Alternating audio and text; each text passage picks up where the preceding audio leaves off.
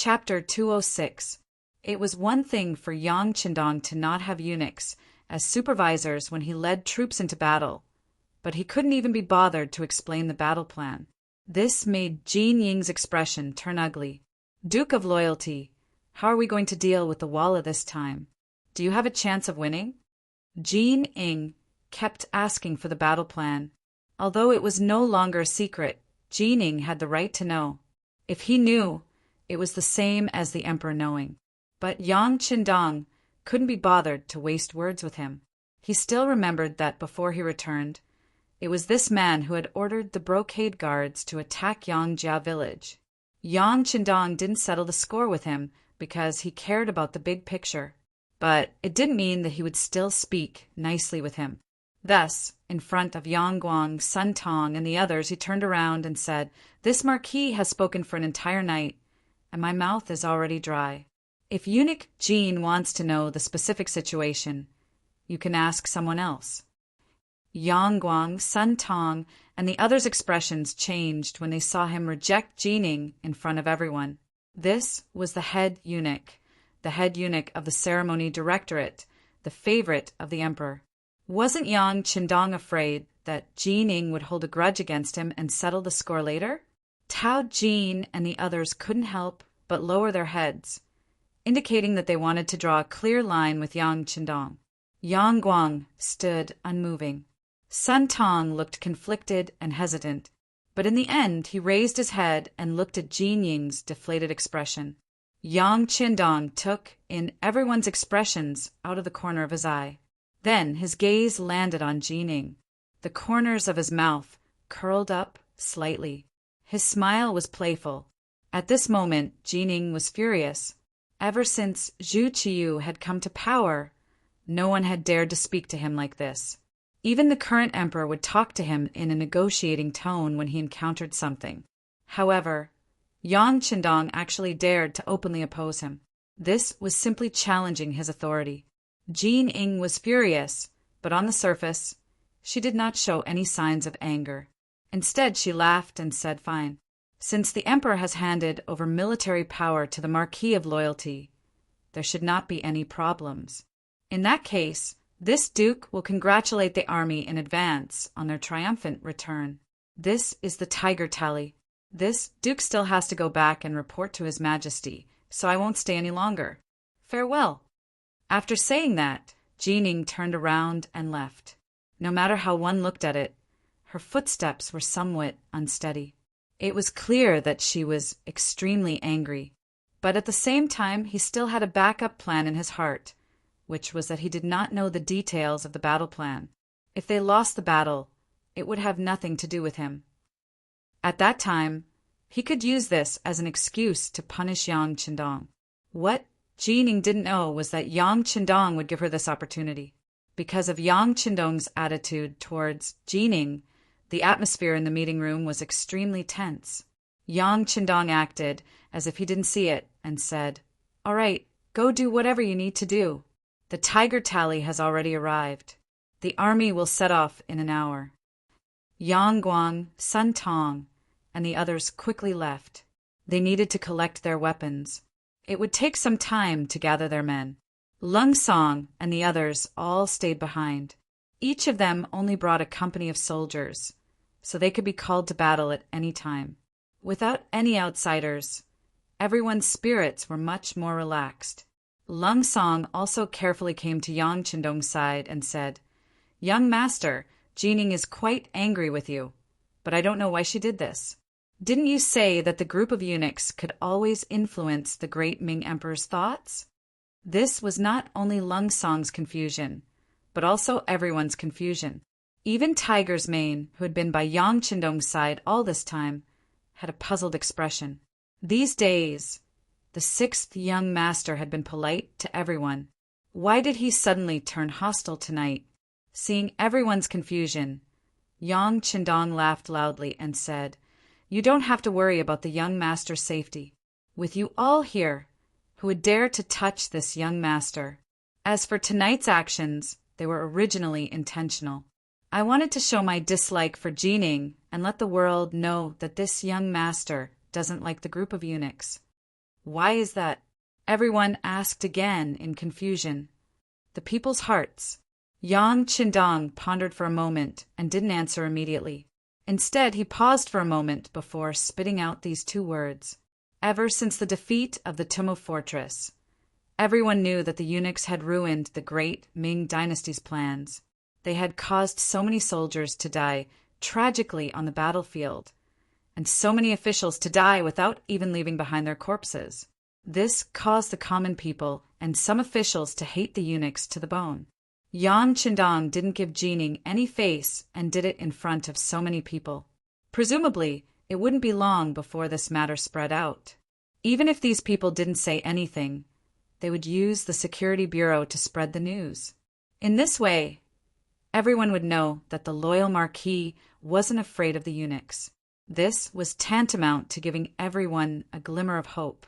Letting those people who hated the eunuchs to the bone find a leader would allow him to win the hearts of the army and the people in a very short period of time.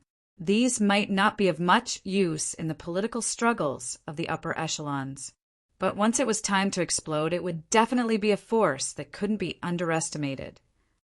Yang Qindong's goal was to replace the great Ming dynasty peacefully. The hearts of the army and the people were the most important issues to be resolved. As for the officials and eunuchs, as long as they were given enough benefits, they wouldn't be a problem. This was the true reason why Yang Qindong didn't give Jining any face. In the end, he was setting up a trap.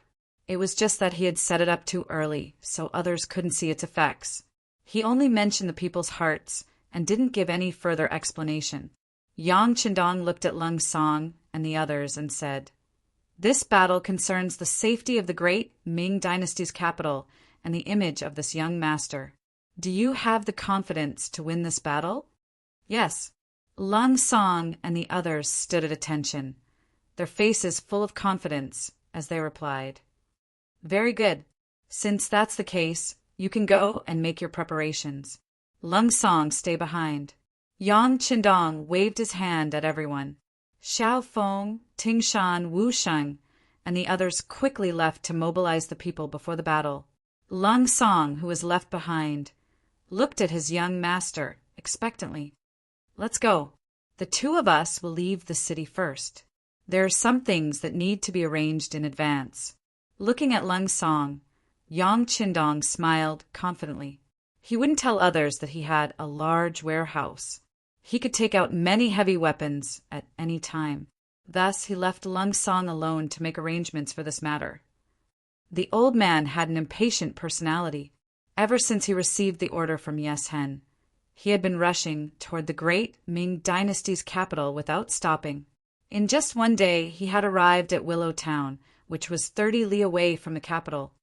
"General, we've been hurrying along the way. Both men and horses are tired. Should we rest here for the night first? When the sun rises tomorrow morning, we'll go straight to the great Ming dynasty's capital." A trusted aide looked at the lit villages and towns in front of him and suggested. The grandfather shook his head and arrogantly said, "There's no need. Let's rest in the town first, and then we'll launch a night assault on the capital. We'll catch the enemy by surprise. Ha ha ha. The merit will definitely go to this general." Since he had taken the role of the vanguard, he naturally had to make achievements. Otherwise, wouldn't he be ridiculed by others? As for the success rate of the night attack on the great Ming dynasty's capital, he didn't consider it at all. In the battle of the Tumo fortress, what he saw was the scene of the defeated army of the great Ming dynasty being killed and captured in groups. At this moment, he didn't put the strength of the great Ming dynasty's army in his eyes at all. In order to reach the great Ming dynasty's capital as soon as possible, the old man entered Willow Town as Yang Qindong expected. If it were other generals, in order to reduce unnecessary trouble, when they encountered an enemy town, they might be able to take a detour and not directly attack. But because of the Battle of Tumo Fortress, the Walla cavalry had long been arrogant. They didn't even put the elite army of the great Ming dynasty in their eyes, so how could they take the ordinary people of a town seriously? On the contrary, when they entered the town, they could burn, kill, and loot. How exciting and satisfying was that? However, when they really entered Willowtown, the situation was beyond their expectations. Although every house in the whole village was lit, they couldn't see a single person. When they broke in, they didn't find the existence of a living person, not even a chicken, duck, or goose. When the old man who received the report of the battle heard that this was an uninhabited town, he sneered and said, "I didn't expect the great Ming dynasty to play the scorched earth game with us. It's just that their calculations are wrong. We didn't consume too much on the way here. Even if we can't replenish for a while, it doesn't matter. Humph. It's just that this method is really annoying. Come, inform everyone to eat some dry food here.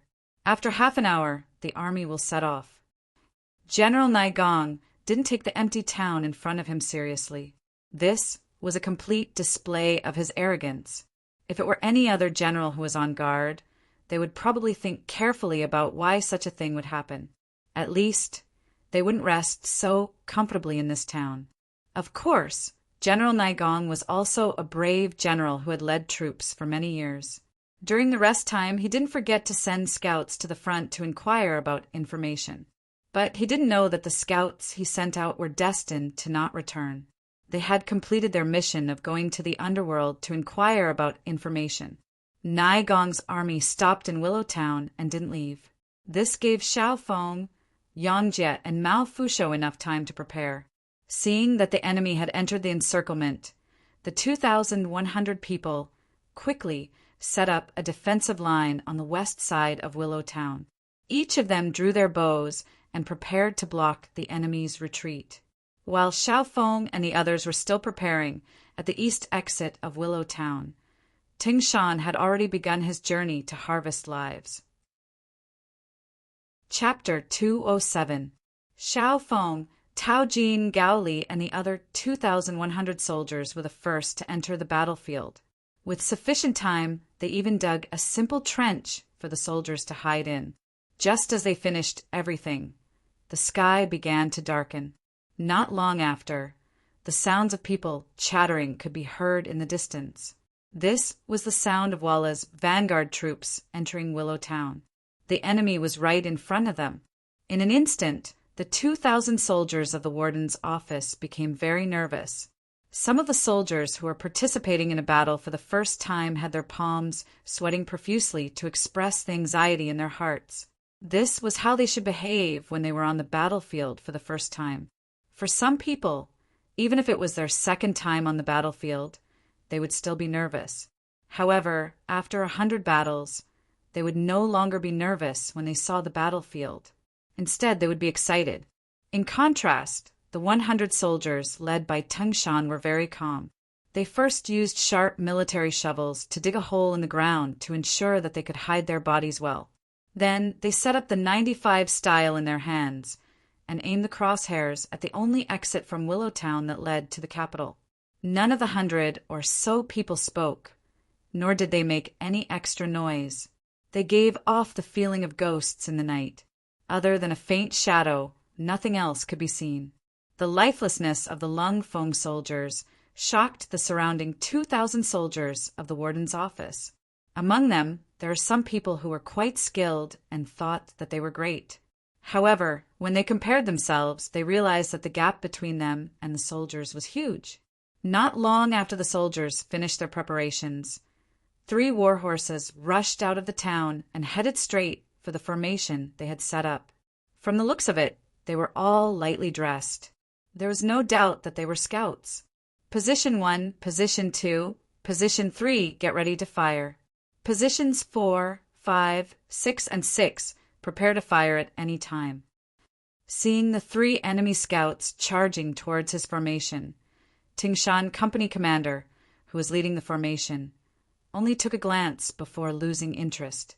There were only 3 people, and they were not even enough to fill the gaps between the teeth. He could just hand them over to 3 soldiers. The 3 people who were named immediately became excited. This was a kind of glory, but at the same time it was also a kind of test. Didn't you see that Company Commander Tingshan had arranged for other people to take the last shot at any time? If he really missed, he would lose face and the limelight would be stolen by others. If that happened, he wouldn't even be able to find a place to cry. The 3 soldiers closed their right eyes and aimed at the 3 moving targets with their left eyes. Their breathing gradually stabilized, and their right index fingers gently placed on the trigger, preparing for shooting. Fight! When he estimated that the 3 enemy scouts were only 150 steps away from him, Tingshan softly spat out a word. Then 3 gunshots were heard. Bang! Bang! Bang! On the opposite side, 3 Walla scouts fell off their horses at the same time. F***CK. When the 3 of them fell off their horses, the warriors in positions 4, 5, and 6 cursed at the same time. This had nothing to do with quality. It was all because they didn't have the chance to shoot. It was just another kind of complaint. Looking at the warriors in positions 1, 2, and 3, they were all in high spirits. They almost laughed out loud when they saw that they had hit the target. At the same time, the soldiers of the great Ming dynasty who were with them all widened their eyes in disbelief at this moment. The scene just now deeply stimulated them. They couldn't believe that a battle could be fought like this. From a distance of 150 steps in the dark, they could still accurately hit the enemy. What kind of method was this? Thinking about how they could fight side by side with such an army, the officials of the 5 cities warden's office began to feel confident. Originally, they thought that it would be very difficult or even impossible to stop the enemy's cavalry of 10,000 with only 2,000 soldiers. As for the 100 mercenaries, they didn't take them seriously at all. What could such a small number of people do? However, when the truth was in front of them, they knew that they were wrong, very wrong. They were afraid that the combat power of these 100 mercenaries would not be much worse than the 2,000 of them. The 3 gunshots sounded so ear-piercing in the quiet night. Walla's army in Willow Town quickly moved. The general in charge of the town immediately shouted to his trusted aide, "It seems to be the sound of firearms. Go and see what happened." Although he suspected that it was the sound of firearms, the arrogant general still didn't think that the great Ming army would have the courage to come out of the city and fight with him. They had received intelligence that although many of the nearby great Ming dynasty guards were sending reinforcements to the capital, distant water couldn't quench the immediate thirst. There were only 10,000 soldiers in the capital, and most of them were second-rate soldiers. They were very easy to deal with. Such an army wouldn't have the courage to come out of the city and provoke him. However, thinking was one thing and reality was another. Not long after the general sent people to patrol the situation, another round of gunshots sounded. Then, in the small courtyard where he was resting, a trusted aide ran over with a nervous expression. General, we found a large number of Great Ming army outside the town. They used firearms and strong bows to kill dozens of our warriors." The trusted aide fell in front of the general and said in a panic, "What, Great Ming army?" When he heard that there were Great Ming army here, Walla was stunned for a moment. Then he laughed heartily. Very good, very good. This general thought that he would only start a massacre when he entered the capital. I didn't expect that he would deliver himself to my doorstep so quickly. Very good. Pass down the order. Warriors, get on your horses and charge with this general. It was just firearms and strong bows. The general really didn't put them in his eyes. Not to mention that accuracy was not good in the dark of the night. Even if it was daytime, he had 10,000 cavalry. Why would he fear the great Ming army? Whether it was firearms or strong bows, there was a limit to how far they could shoot. There was also a time difference when controlling them. With this, the Walla cavalry could charge forward. As long as they charged into the enemy's camp, it would be time for them to start a massacre and rampage on the battlefield. The general was very confident. Not only that, his Walla cavalry didn't take the great Ming army in front of them seriously. Along the way, they had seen too many useless great Ming soldiers. There was no one who could scare them. As expected of the elite cavalry, they quickly gathered together. However, because the road to the east of Willow Town was not wide, it was not suitable for a large number of cavalry to charge forward. Thus, the general personally picked 500 cavalry and let them be the vanguard of the vanguard to charge forward. No matter how much damage they suffered, they had to charge to the enemy's formation and create enough time for the rear troops to charge forward. The 500 cavalry obeyed the order and left. Like a gust of wind, they charged out of Willow Town and headed straight for the great Ming army camp. At this moment, Tang Shan and the soldiers of the 3rd Company were looking forward with bright eyes. They were ready to fire at any time. Beside them, the 2,000 great Ming soldiers, led by Tao Jin and Gao, Li also pulled their bows and were ready to shoot at any time. After shooting down the first 3 Vol scouts, the enemy had launched another wave of attacks. More than 30 of them had been wiped out by the mercenaries from afar. Although the Ming army had released some arrows during this period of time, they all knew that it was just to scare people. None of the Watts cavalry had been killed by the arrows. After being robbed twice in a row, Tao Jin and the others also wanted to perform well this time. Thus, they gave the order early on. As long as the enemy cavalry entered the range of the shooting range, they did not need to wait for orders and could shoot arrows to kill the enemy. In the dark night, they were waiting with a net. At this moment, the air was filled with a kind of solidification factor, causing everyone's breathing to become heavier. The originally cold night was filled with a warm atmosphere. Within their sight, they could hear the sound of horse hooves coming from afar. Because there were too many cavalry, the ground was trembling because of it, causing every soldier's face to be filled with a dignified aura. They're coming out. In the hope and expectation, a large number of strong horses rushed out of Willow Town. There were also bursts of shouts and shouts. Those were the Walla warriors riding their horses. They wanted to rush forward at the fastest speed and kill the great Ming army. Prepare to shoot. The moment they saw the cavalry rush out of the town, Ting Shan, who was leading the team, gave the order to the soldiers of the 3rd Company. The distance of 500 steps was far beyond the effective range of the Type 95, which was 600 to 800 meters. If he gave the order to shoot now, it would be difficult for the bullets to hurt the enemy. However, this did not prevent him from giving the order to shoot. As long as the soldiers felt that they could kill the enemy, they could deal with it themselves. Every soldier carried a basic magazine, 300 bullets, to ensure that when fighting the Walla cavalry, the enemy would not be able to break through the defense line because of the lack of ammunition. Commander Tang Shan gave the order, and the momentum of the 100 soldiers of the cold vanguard suddenly changed. A powerful murderous aura spread out from their bodies. In the end, it formed a substantial cold air, causing the great Ming soldiers who were closer to them to feel a burst of coldness. Ayo yo ho! The Walla cavalry made a charging sound that belonged to their race. Under the command of their masters, the strong horses quickly closed the distance between the two sides. 350 steps, 300 steps, 250 steps. They had already reached the effective range of the Type 95, but the soldiers of the 3rd Company did not shoot. It was obvious that their usual training was effective.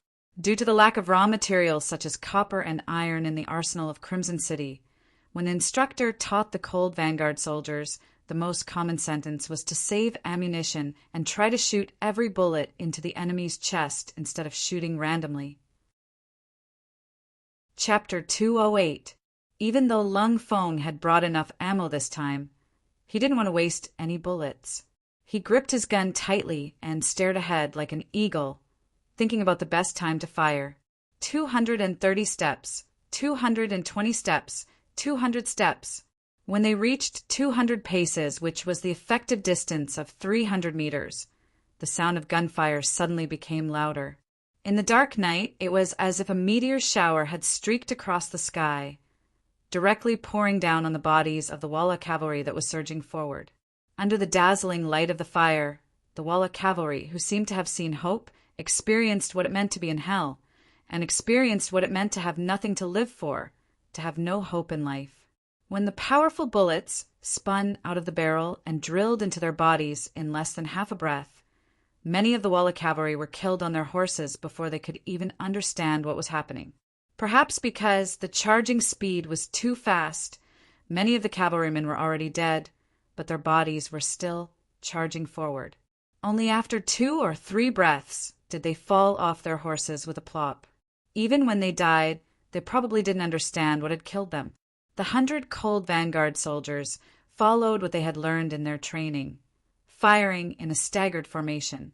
It was as if they had set up a net of fire, wiping out all of the Walla cavalry within the range of 200 to 150 steps.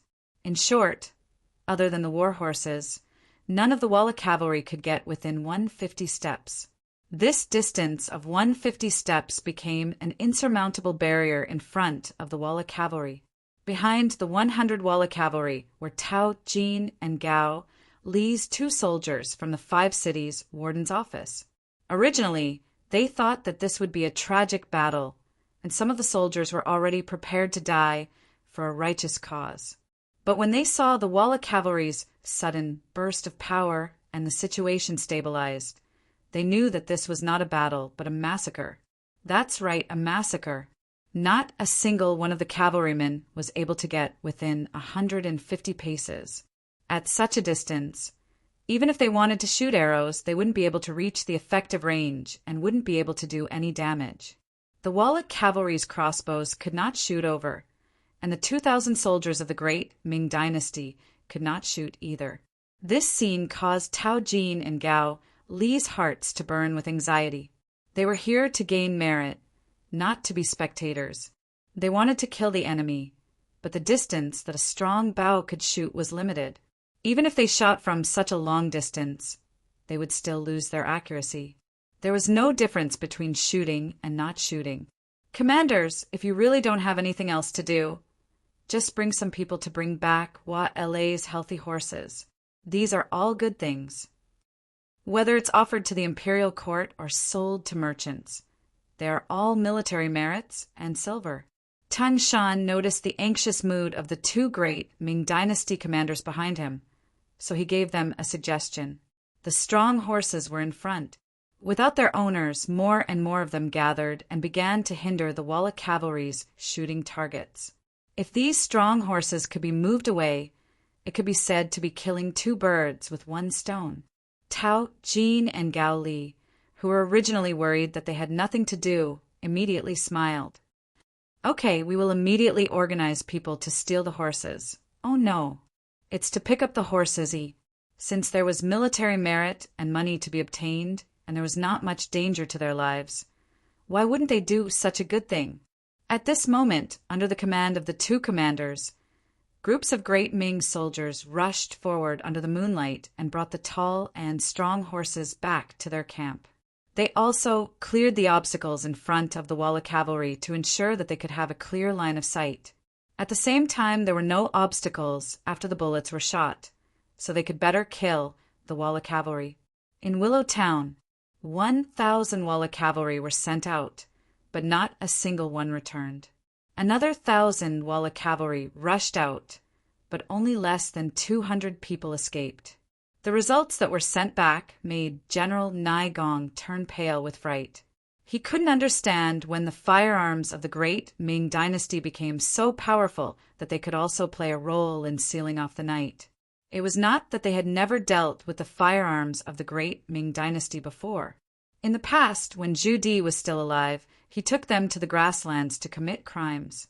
In the beginning, they were indeed intimidated by the firearms that could emit smoke and shoot iron bullets. But after many bloody battles, they also found out the shortcomings of the firearms. That was, they could only shoot 1 shot at a time. After that, it would take a long time to reload.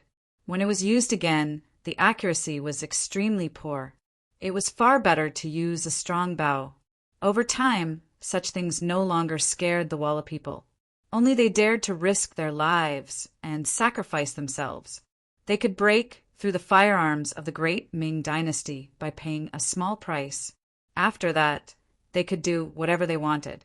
How could it be like this time? 2 echelons of 2,000 people rushed out, but only 1/10 of them returned. What the hell is going on? Who can give me an explanation? Seeing that they had lost nearly 1/5 of their forces without killing a single enemy, General Naigong angrily roared at his subordinates. All the Walla generals lowered their originally arrogant heads deeply. They also couldn't figure out what was going on. They couldn't understand why the great Ming army, which was originally weak, became so powerful that they suffered such a big loss. No one answered his question. General Naigong's emotions couldn't be vented. He was even angrier. Just as he was about to use the saddle to teach these disappointing subordinates a lesson, suddenly a burst of gunshots came from the west side of Willow Town. It was like many firecrackers were set off. What's going on? The sudden sound scared General Naigong. He looked at the burst of fire coming from the west side of the town and asked angrily. Just as the words left his mouth, a young general quickly ran in front of General Naigong and knelt on the ground. General, a large number of great Ming soldiers suddenly rushed in behind us. We were careless for a moment, and more than 500 people were killed or injured.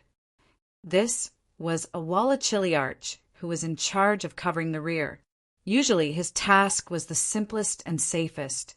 He was only responsible for checking if there were any soldiers who escaped because of the battle. But today they were suddenly attacked. They were completely unprepared and were caught off guard. Half of the soldiers died on the spot. The rest reacted faster and escaped into the town. General Naigong was in a fit of anger. When he heard the Kiliarka's words, he stretched out his right hand and grabbed the Kiliarka's collar and pulled it in front of his face. What did you say? The great Ming army attacked us from behind? How many people are there? I can't see clearly. It's too dark. The Chiliarch shook his head with an innocent expression.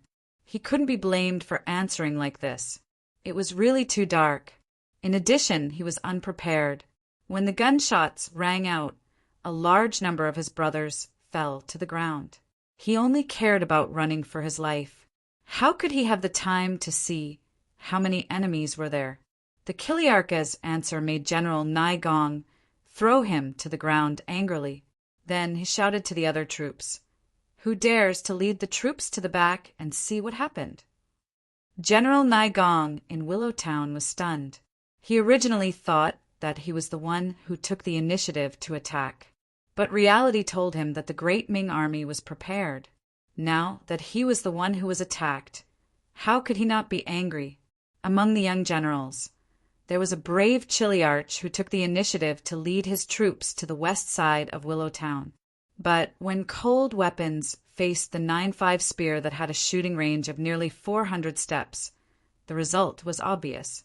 After leaving behind a few hundred corpses, the slow ones all retreated. At this point, an unbelievable result was placed in front of everyone. General Naigong's troops were surrounded in Willow Town, which was not very big. East side of town. Tingshan looked at the gunshots and flames coming from the west side of town. He was furious. Xiao Feng, you King bastard. It was no wonder that Tingshan was so angry. According to the previous plan, only when they were facing the crazy attacks of the Walla cavalry would they send out a red signal to the sky. At that time, Xiao Feng's first company would poke the Walla cavalry from the back to distract them. At the same time, they would also reduce the pressure on their side. But now, Xiao Feng did not even wait for his signal. He directly poked the Walla vanguard from the back. How could Tingshan not be angry? He was not satisfied with the fight yet, but the reality was already like this. Even if he was angry, there was nothing he could do. Tingshan could only look at the east side of Willow Town, hoping that there would be more Walla cavalry who were not afraid of death. Maybe it was because the heavens knew the hope in his heart. A large number of cavalry rushed out from the east side of town, and there were still many of them. Using the shadows under the moonlight, a rough calculation showed that there were at least more Walla cavalry than the last time. Haha, very good.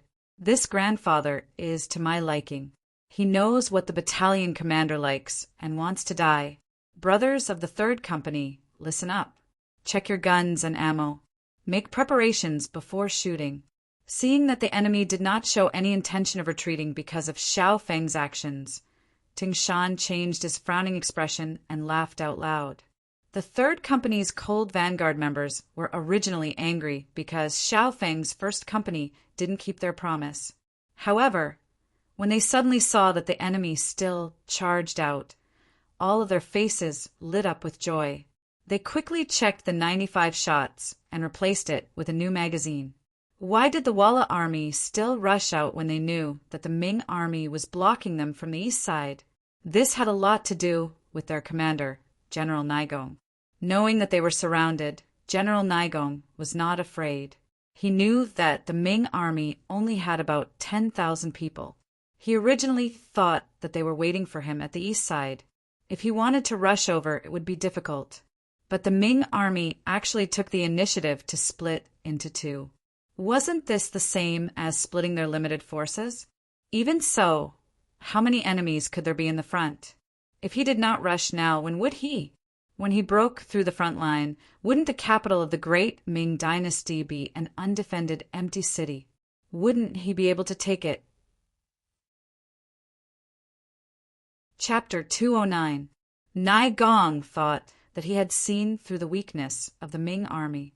Thus, he gathered 3,000 cavalrymen and had them charge out from the front.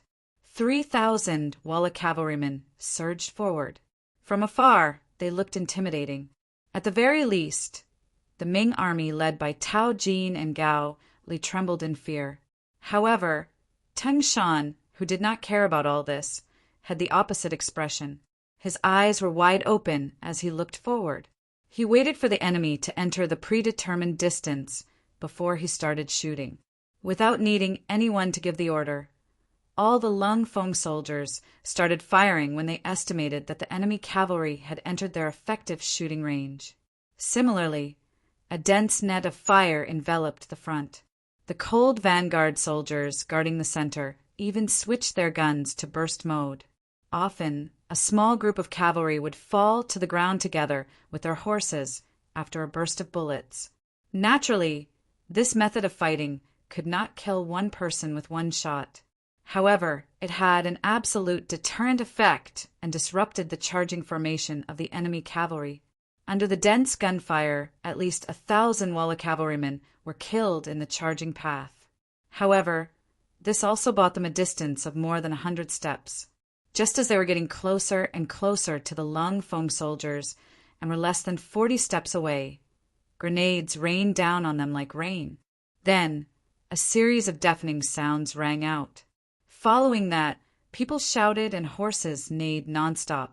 A series of powerful grenades were thrown and completely shattered the enemy's fighting spirit.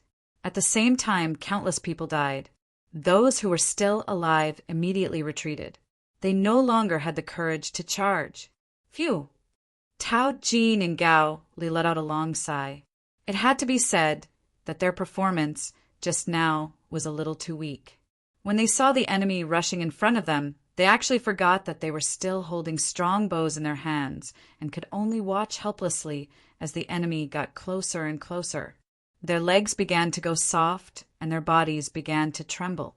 It could be imagined that if the Lung Feng soldiers were not the main force in this battle, these 2,000 Ming soldiers would have been defeated. If they were not captured, they would have been killed. It could be said that these Ming soldiers had not received proper training for too long.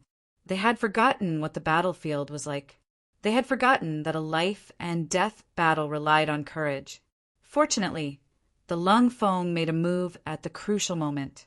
He used the powerful grenades to destroy the enemy's morale and won another victory. Another attack had failed.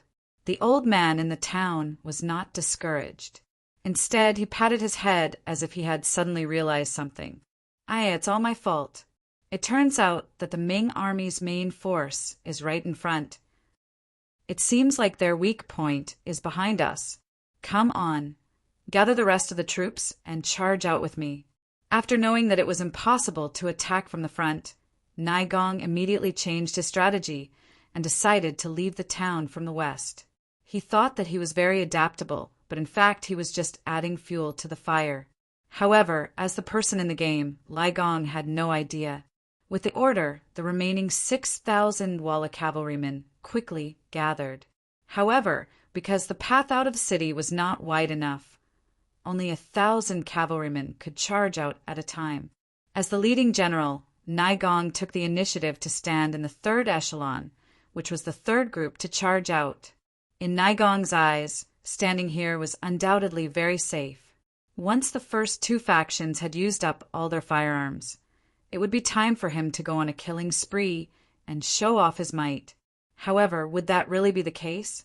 Xiao Feng, along with Yang Jie and Mao Fushou's 2,000 Ming soldiers, was destined to teach Naigong a lesson. Everyone be careful. In a moment, the Walla cavalry might charge out from the west. At that time, we will attack when they are 300 steps away.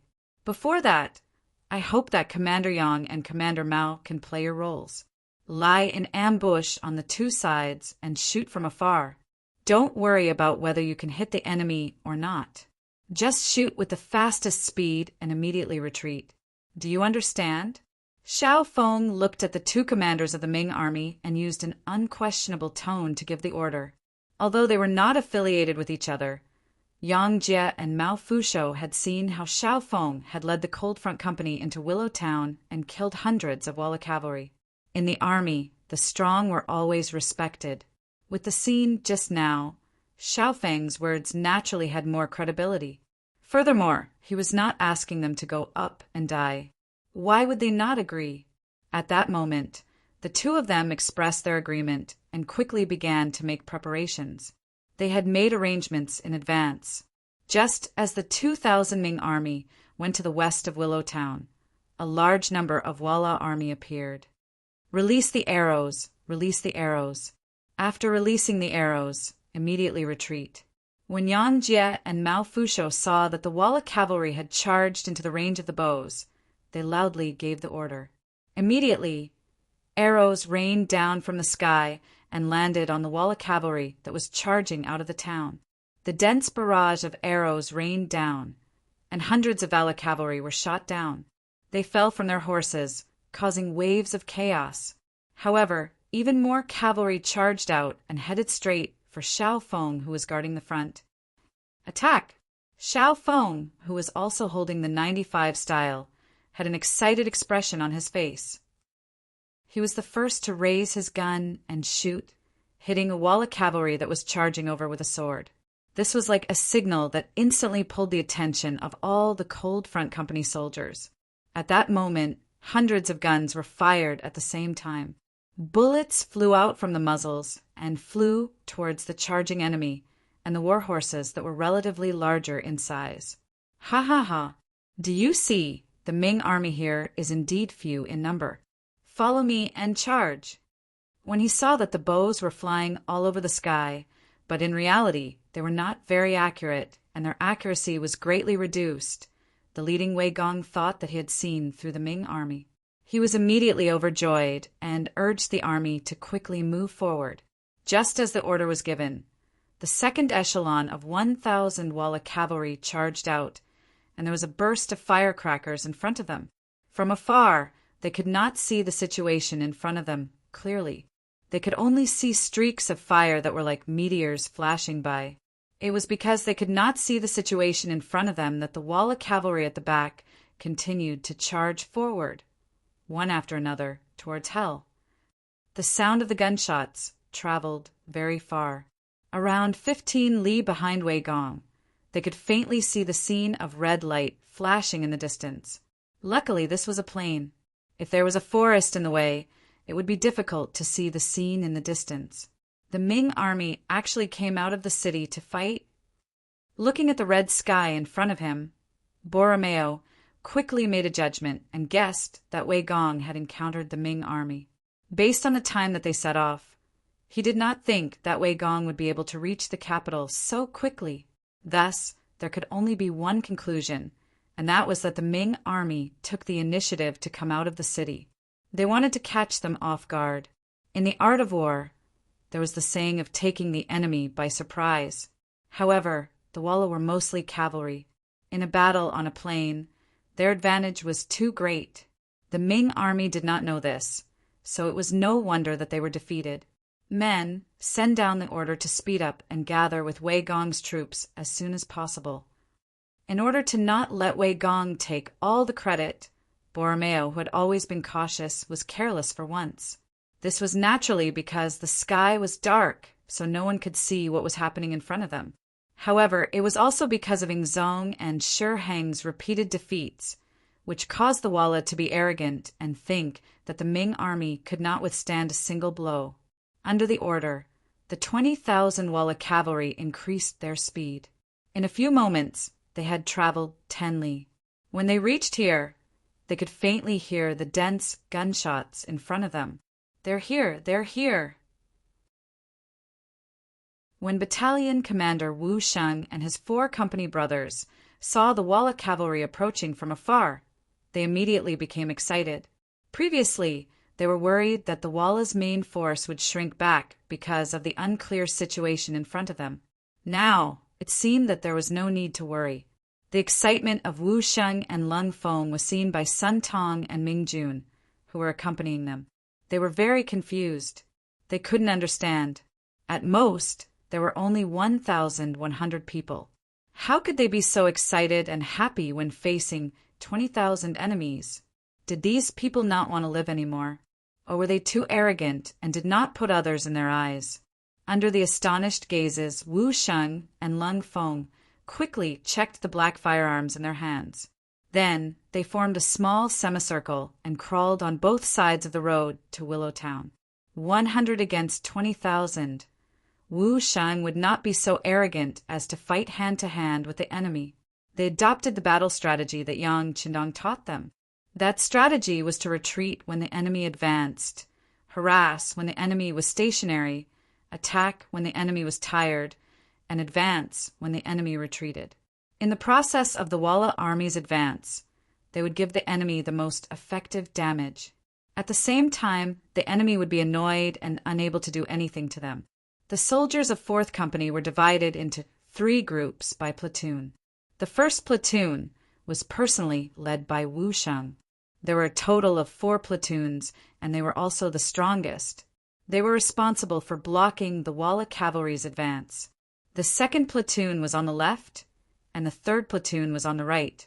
They were responsible for blocking the advance of the Walla cavalry. Wu Sheng had just given the 3 platoon leaders their tasks when Sun Tong hurriedly walked over. "Company Commander Wu, what can we do?" "You are responsible for following my platoon. Retreat as you fight on the road. Create a false impression that we are no match for the Walla cavalry. This will make them bolder and chase after us. That will be a great achievement." Wu Sheng roughly explained the battle plan that he and young Master Yang Qindong had arranged. When Sun Chuanchu heard this military order, he was stunned at first. Then he understood what it meant and said, "Company Commander Wu means that we should pretend to run away." "Yes, something like that. Why? Is there a problem, Commander Sun?" Wu Sheng thought that this understanding was not wrong. However, one kind of defeat was intentional, and the other was genuine. He just did not know how the 1,000 Ming soldiers would perform. Chapter 210. No problem. Hearing that they were just pretending to run away, Sun Tong nodded firmly. If he had to lead 1,000 soldiers to fight against the 20,000 elite Walla cavalry, it would be impossible. But when it came to running away, there was no need to disguise anything. Everyone knew what to do, right? In fact, it was exactly so. When the 20,000 Walla cavalrymen appeared and displayed their majestic and powerful side, the 1,000 Ming soldiers actually displayed their inability to run away vividly and vividly. Before Wu Sheng and Sun Tong even gave any orders, the 1,000 Ming soldiers began to collapse. This was not an act, but a genuine fear in their hearts. In the end, what they showed was exactly what Wu Sheng had predicted. It was even more realistic than what he had imagined.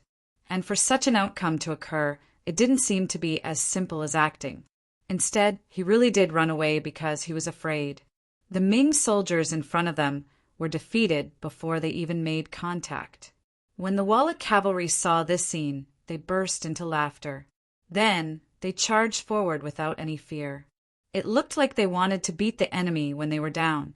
The Walla cavalry, who wanted to fight for glory, rushed out with more than 1,000 men.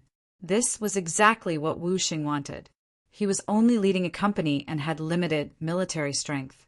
In this situation, if the enemy had too many soldiers, he could only retreat in order to ensure that he did not suffer any casualties. But if the enemy only had 1,000 men, he was confident that he could defeat them. Use flag signals to give orders to the 2nd and 3rd platoons. Let them fight according to the previous plan. The first row of warriors will wait for the enemy cavalry to enter our shooting range. Let's kill them. There's no need to hold back. Wu Xing looked at the dust on the road opposite him and saw more and more enemy cavalry approaching him. He then gave the order to the cold vanguard soldiers. They could not wait, especially when they heard the gunfire behind them. The morale of the cold vanguard soldiers was high. They finally had a chance to perform well in front of the 6th young master. Of course, they did not want to miss this opportunity. As time passed, Wu Sheng's 4th company, brimming with battle intent, finally came into close contact with Walla's 1,000 cavalrymen. When the distance between the two sides was less than 200 steps, and those with good eyesight could even see the shadows of the other side, Wu Sheng decisively gave the order to open fire. For a moment, the 40-man team of Cold Vanguard spat out tongues of flame from their firearms. At this time, there was no need to aim at all. He only needed to rely on his intuition to shoot at the black shadow in the distance. As the gunshots continued to ring out, sparks streaked across the sky like meteors. One by one, the cavalrymen fell from their horses. Many of them did not understand what had happened even until they died. 80 to 90% of the Walla cavalry in the first 3 rows were wiped out, which allowed the Walla cavalry behind to see the situation in front of them clearly. When a Walla Chiliarch saw that they had lost 20 to 30% of their troops, his eyes widened in anger, and he shouted angrily, "Everyone, don't be afraid. This is the Ming army's firearms camp. As long as we can charge in, it's time to show off. Kill." After 200 to 300 of their men were killed, the Vara cavalry did not retreat. Instead, they charged forward, shouting their unique Mongolian language and chant. It was clear that they wanted to use the advantage of the speed of their horses to charge into the Ming army. Then they would start a massacre. The Walla cavalry was very fast and charged forward like a whirlwind. In the dark night, it gave people the feeling that dark clouds were pressing down on the city. If they were facing the Ming army this time, even if the Ming army was several times more powerful than them, they would still have a chance of winning. They would even be able to beat the Ming army until they covered their heads and ran away. Unfortunately, they were facing the Yang Xie's new Cold Vanguard army, which was 100 times more powerful than them. Facing an enemy that was dozens of times more powerful than them, they were not afraid at all. Instead, they were excited. Raising the 95 style in his hand, Commander Wu Xing shouted, "Attack!"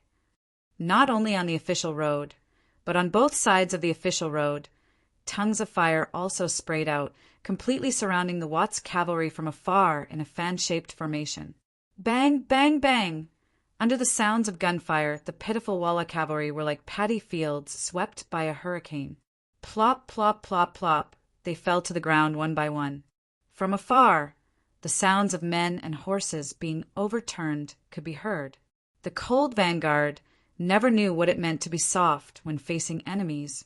They may have a soft side, but that side was only for their family and friends, as well as the young Master Yang Qindong that they were loyal to. As for other people, they were no different from animals.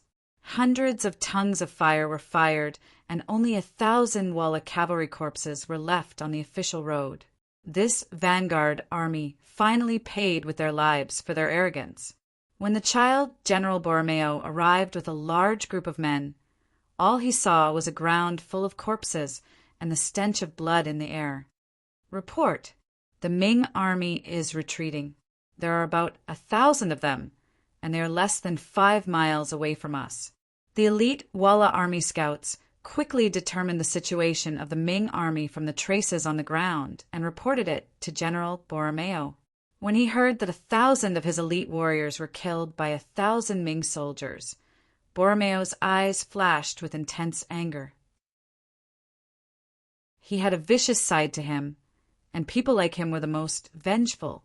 Since someone had slapped him, if he did not catch the culprit and punish him 100 or 1,000 times, he would not let it go. Order the army to advance. We must catch up to the Ming army and then kill them all. Don't leave a single one alive. In his anger, Borromeo gave out the order to kill. When the Qianhu under him heard this, they immediately got on their horses and galloped forward. The Walla cavalry was determined to kill the Ming army that was 5 miles away. It was as if a vicious wolf had set its eyes on a sheep, opening its bloody mouth.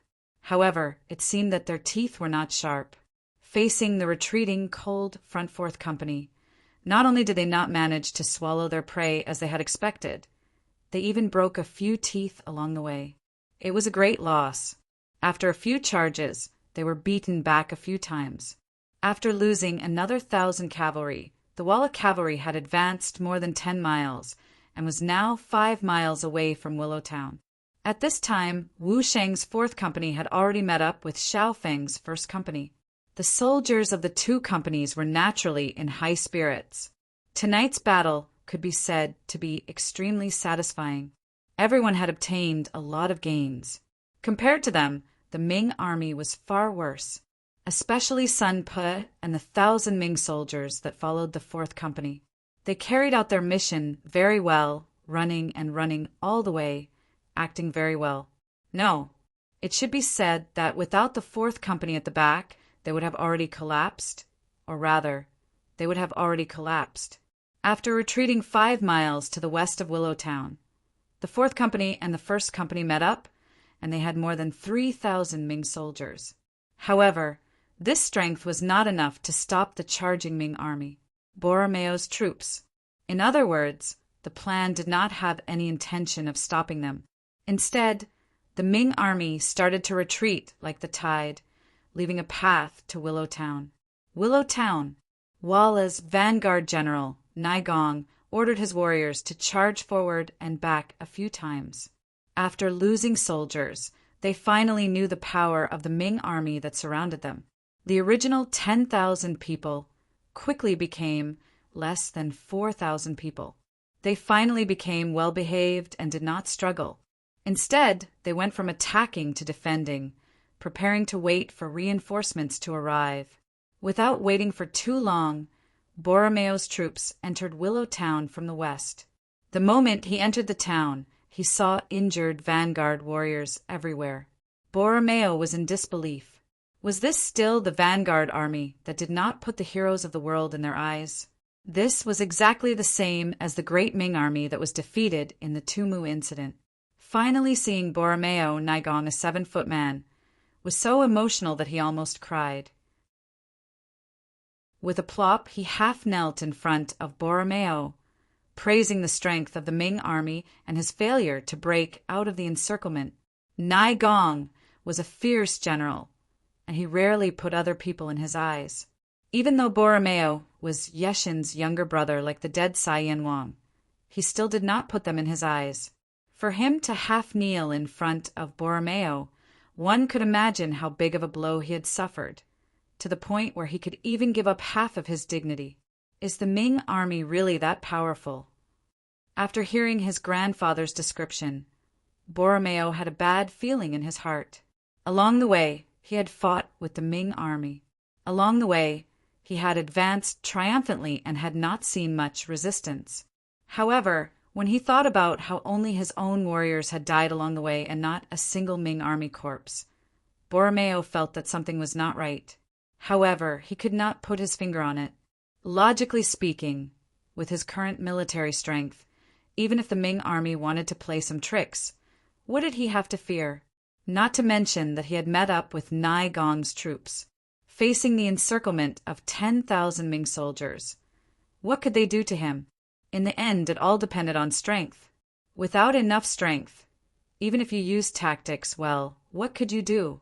Since when can seeing a sheep kill a wolf? Borromeo did not know. It was true that the Ming army was a sheep, but there was also a tiger working with them.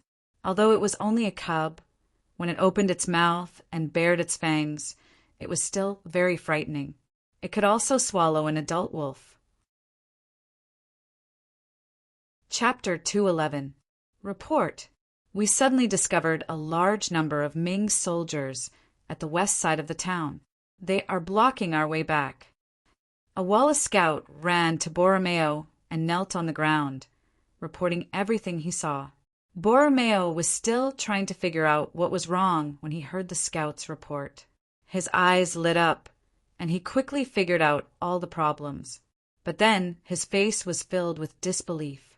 According to his thoughts, the Ming army wanted to surround him and Naigong's troops and then eat them all. But the report said that the army only had 10,000 people. Did they have the ability to do this? What was going on? Even if the report was wrong and the Ming army came to the capital, how could the Ming army, who had just suffered 2 defeats at the hands of Tumu and Shiheng, have such courage? Borromeo thought and decided to go to the west side of the town to take a look. General Naigong also had a face of disbelief as he followed behind Borromeo to the west side of Willowtown. 50 li away from Willowtown, Walla's rear army was resting under the command of their leader, Yes Hen. In front of them were the 2 armies he sent out. This night, Yes Hen slept exceptionally well. After seeing the Ming army's main force destroyed, he didn't think that there was anyone who could threaten him. But what Yes Hen didn't know was that at this moment, 800 steps away from his tent, Yang Qindong had already arrived. He stood on an inconspicuous small hill and used a night vision telescope to look down at everything in his camp. The layout of the camp is somewhat loose on the outside but tight on the inside.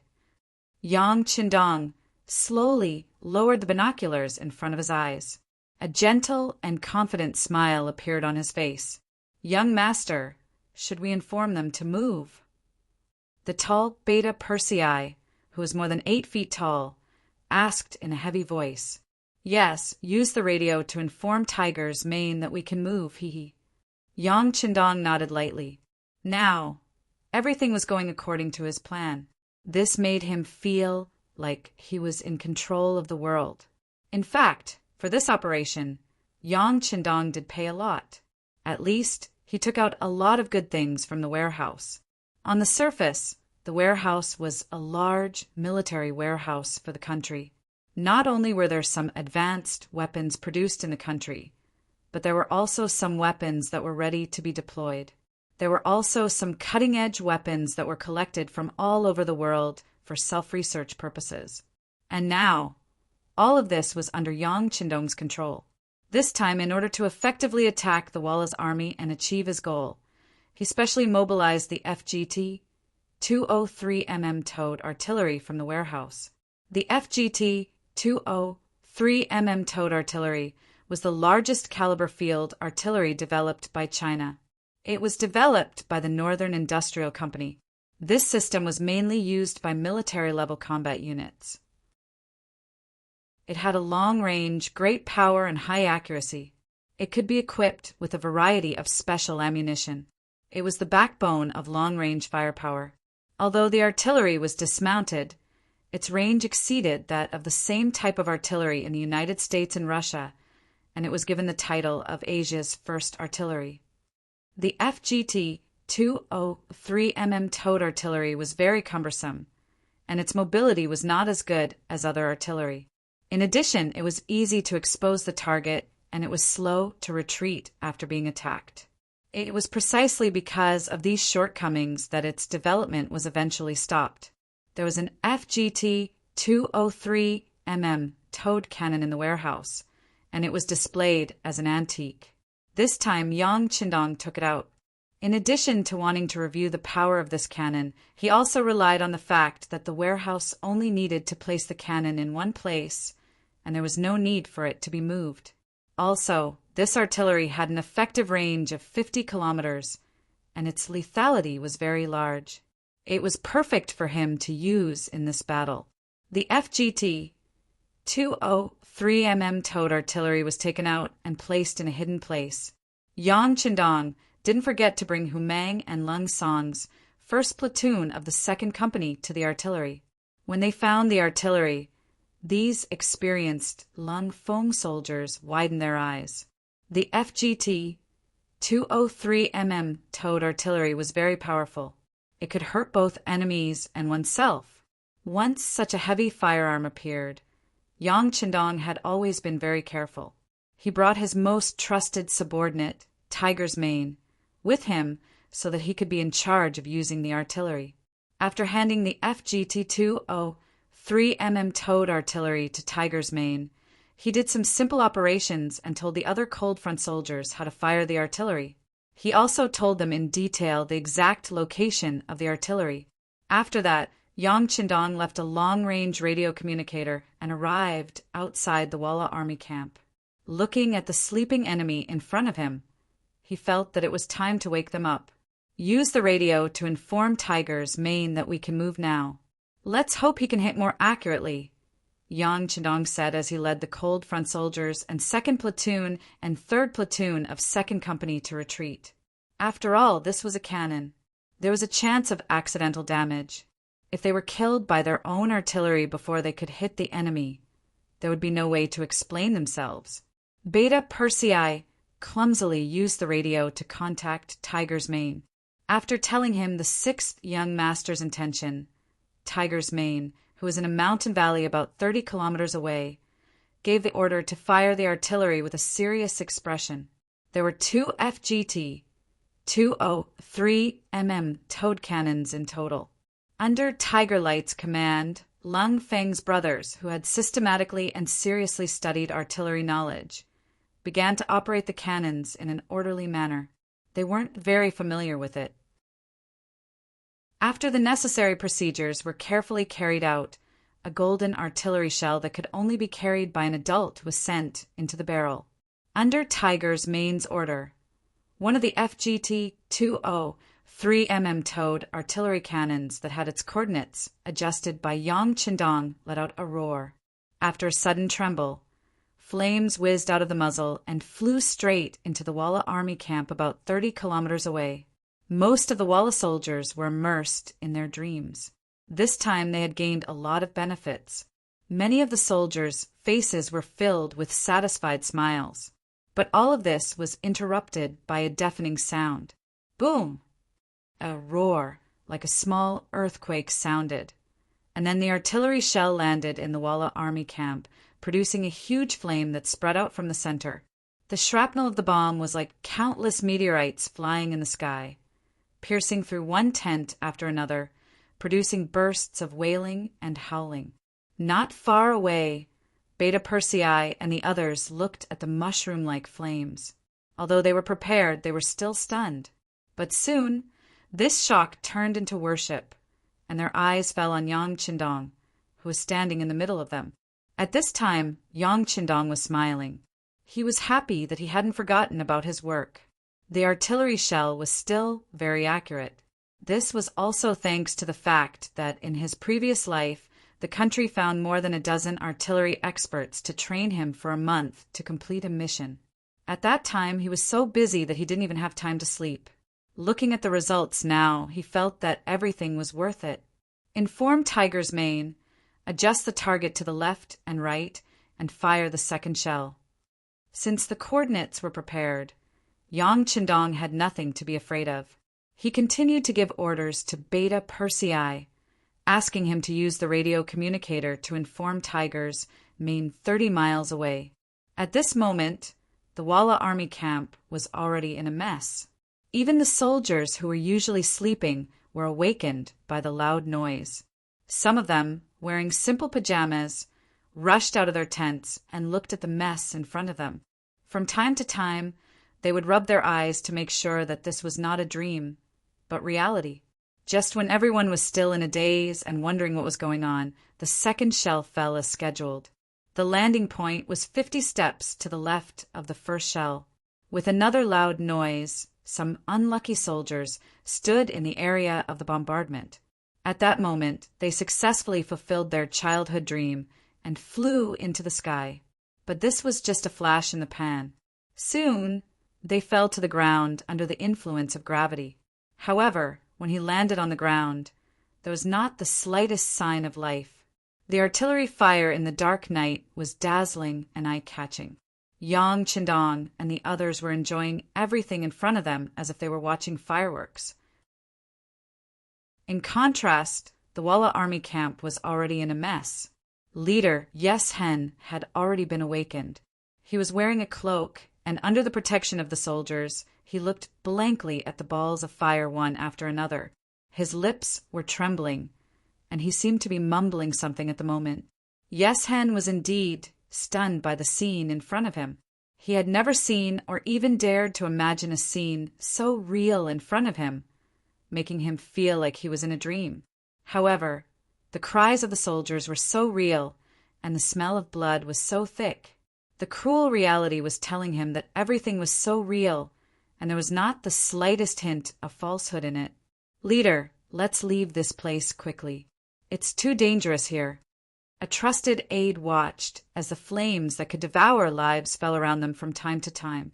He was afraid that the next moment it would threaten the safety of his master. Thus, he hurriedly reminded his master of the situation. Wait, it stopped. Just as he instinctively wanted to nod his head and abandon the warriors who supported him, everything suddenly became quiet again. Although there were still fires burning and the screams of the soldiers were incessant, there was no more gunfire. The danger seemed to have gone away.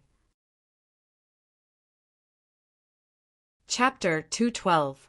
Report. Just when everyone was still trying to figure out what was going on, just when they were not sure if the wrath of the heavens would descend again, a scout hurried to Yes Hen and knelt on the ground. There was a trace of panic in his voice as he said, Leader, there is a Ming soldier outside the camp. He said he has a letter for you. Where is he? When he heard that a Ming soldier dared to come to the camp, Yeshen's eyes narrowed. A boundless killing intent and anger rose from the bottom of his heart. He is under the control of our brothers. The scout felt his leader's killing intent and did not even dare to raise his head as he answered, Kill him. When his trusted aides heard that a Ming soldier was under control, they immediately shouted loudly. It was as if killing the messenger would not be enough to quell the anger in their hearts. Wait a moment. Yes Hen waved his hand lightly. Let's see what is written in the letter first. Since he dared to come and deliver a letter, he must be someone who dared to die. Even if someone like him was killed, it would not be of much benefit to Walla. It was better to see the other party's intentions first and understand his thoughts before speaking. Walla took the letter and opened it in his hand. Immediately, the vigorous and powerful Chinese characters appeared in his eyes. The letter was written by Yang Qindong himself, and the calligraphy he had been practicing for a while finally came in handy. Leader Yes Hen Jun Jian, this lightning was inevitable because of marquee actions. It is because Walla made such a big fuss and went against the harmony of the heavens. However, the heavens are virtuous. Marquis cannot bear to continue causing suffering and is willing to turn weapons of war into gifts of jade and silk. If you are willing, you can leave the city for a while. On the other hand, if the lightning continues, I am afraid that Walla's army will cease to exist. What choice do you have? Please think thrice before you act. Ming Dynasty's loyal Marquis, Yang Qindong. There were not many words, but the purpose of the letter was very clear. According to the letter, the fiery light that could easily kill people was caused by Yang Qindong's actions. If he wanted to prevent such things from happening again, it was very simple. He just needed to leave the city for a while, and he would know the requirements. Yes Hen didn't answer immediately. Instead, he passed the letter to his trusted aides. After they read it, they immediately gave their opinions. Some people said that they couldn't go out. This must be the trick of the loyal Marquis, in order to trick the leader into going out to look for the killing opportunity. Others said that there was no need to be afraid of Liao Ming. Since they wanted to kill people, then they had to be prepared to be killed in return. Once the two sides met, they would not be far from each other. At that time, Walla's elite cavalry would slaughter everything. When Yes Hen heard this, his expression changed again and again. When he saw the messy barracks as well as the countless injured subordinates, he finally said fiercely, "This leader wants to see what this loyal marquis has to say. Men, gather 1,000 elite warriors and go out with this leader to meet him." Bringing 1,000 brothers. This was Yeshen's method of self-protection. He must meet with Yang Qindong. Apart from the fact that he didn't want to be hit by the huge power of the cannon, he also wanted to hear what the loyal marquis had to say. It was easy to select 1,000 elite cavalry from tens of thousands of soldiers. After a while, they were gathered and followed Yes Hen out of the camp. 3 miles away from the camp, Yang Qindong stood on a protruding slope and looked into the distance under the protection of Beta Persei, Chiu V's first guard team, and 60 soldiers. "Young master, Yang Wu will be fine, right?" Beta Persei had a rare look of nervousness. When he thought of Yang Wu, who was sent to deliver the letter, his heart was filled with irritation. "Nothing will happen. You have to believe in this young master." Yang Qindong still had a confident look on his face. He believed that, since Yes Hen could stand out among the Walla generals, he was not a short-sighted person. When 2 armies fought, they would not kill the messenger, not to mention the threats in the letter. As long as they were not reckless people, they would definitely not do anything to Yang Wu, who delivered the letter. Of course, there were exceptions to everything. Beta Persei's worry was not without reason. In order to comfort him, Yang Qindong added, "If Yang Wu and his brothers were injured by the enemy, then this young master will bury the entire Walla army with them. At that time, no one will be left alive." His voice was so indifferent, without the slightest murderous intent or anger. But from this sentence, Beta Persei could clearly hear Yang Qindong's determination. He thought that for the life of one of his brothers, he would bury the entire Walla army with them. Suddenly, he was a little envious of Yang Wu. His own death in exchange for such a spectacular scene. It seemed worth it no matter how he looked at it. This sentence was not only heard by Beta Persei, but also by all the brothers who were protecting Yang Qindong. For some reason, at this moment, they just felt a rush of hot blood in their bodies, making it difficult for them to calm down. It was as if they had to do something.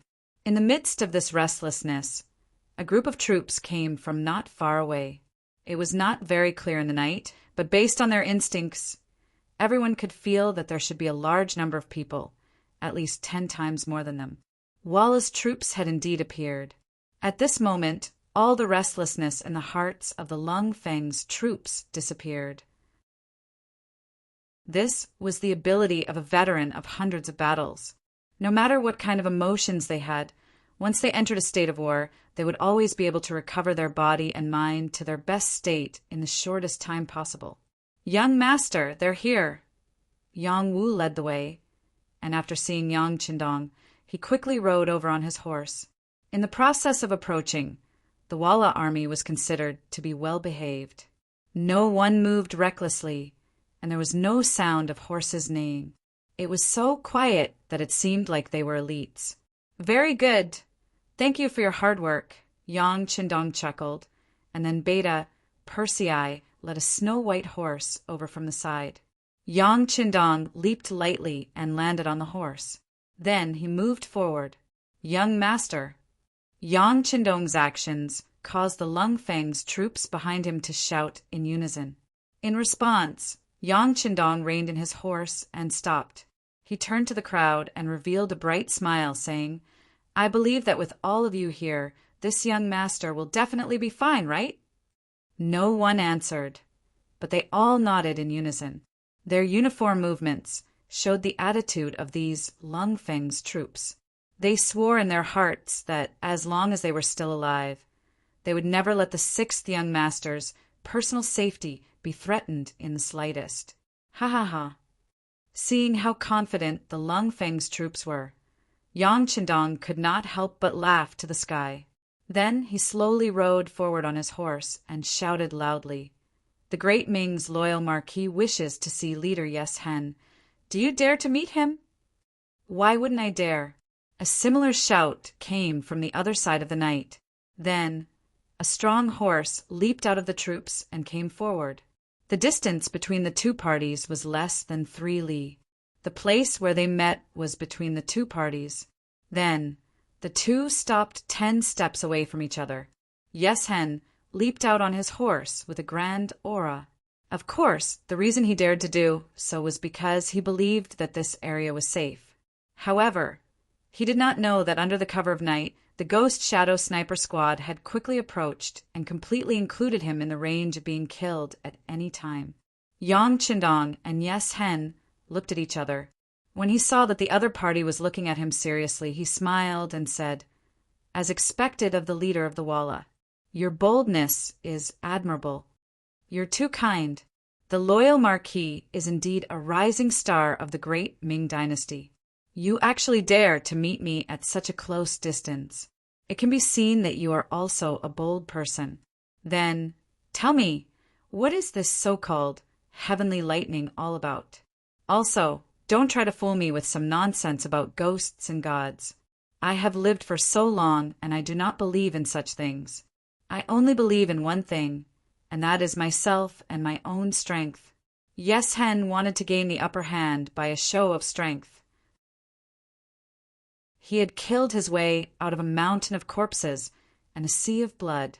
Only then did he have his current achievements and position. He did not believe that a scholar of the great Ming dynasty who was less than 20 years old and only knew how to read books every day would have any knowledge. As long as he could successfully suppress the other party, it would be easy to get the truth. Once he knew the truth, whether to talk or kill would be completely up to him. To Yang Qindong, it sounded like a joke to him that he was the first to come up and threaten him. If he did not want to keep Yes Hen to continue pressuring the great Ming dynasty and create enough space and time for his own development, he was afraid that there would not be this meeting at all. Instead, he would have directly dealt with Yes Hen. He had his own plan, so he did not touch Yes Hen. But now this person had other ideas. It was ridiculous to think about it. Looking at Yes Hen, who was still pretending to be angry, Yang Qindong shrugged indifferently. Marquis knows how to use divine techniques. If you don't believe me, then it's easy. I can make the thunder reappear in minutes. Do you want to try? She originally thought that she had seen through Yang Qindong's trick, but she didn't expect him to be so calm at this time. Her eyes couldn't help but become a lot colder. Don't try to test this chief's bottom line, or you will regret it. I will regret it, ha ha ha. As if he had heard the biggest joke in the world, Yang Qindong looked up to the sky and roared. Then he suddenly stopped. Then his right hand turned into a fist and gently pushed forward. This was a signal to Beta Persei behind him to fire. Beta Persei had been watching the 6th young master's every move. Seeing that he had made his move, he immediately used the radio station to call for Tiger's mane. Although he stretched out his hand, the thunder that should have appeared did not immediately appear. Yes Hen was nervous at first, but his face soon relaxed. Ha ha ha, let's see. Reality will expose all your lies. Boom! A loud noise came out and landed in the barracks behind Yes Hen. The Walla tent that had just quieted down was once again filled with cries and shouts. Chapter 213. The smile on Yeshen's face froze in an instant. Then it became very ugly. The sky thunder killed his loyal warriors. He glared at Yang Qindong and shouted, "What are you doing? Don't you know that we are still negotiating?" Yang Qindong ignored Yeshen's roar. Instead, he grinned and revealed a sinister smile. Then he switched to his left hand and gestured at the war horse under Yes Hen. As if to coordinate with this gesture, a bullet suddenly flew out from an unknown place and shot into his strong war horse. The originally strong horse suddenly neighed in pain and fell to its knees with a plop. The sudden movement of the war horse caught Yes Hen off guard. He fell from the war horse without any warning. Because he was quite skilled, he did not get his face covered in dust. He only staggered a little and his body tilted a little, but he quickly returned to his original state. With a push of his right hand and a tap of his left hand, Yes Hen was no longer as unforgiving as before. He became much more obedient. However, the soldiers behind him did not know what happened. When they saw their leader fall from the warhorse, they thought that something bad had happened.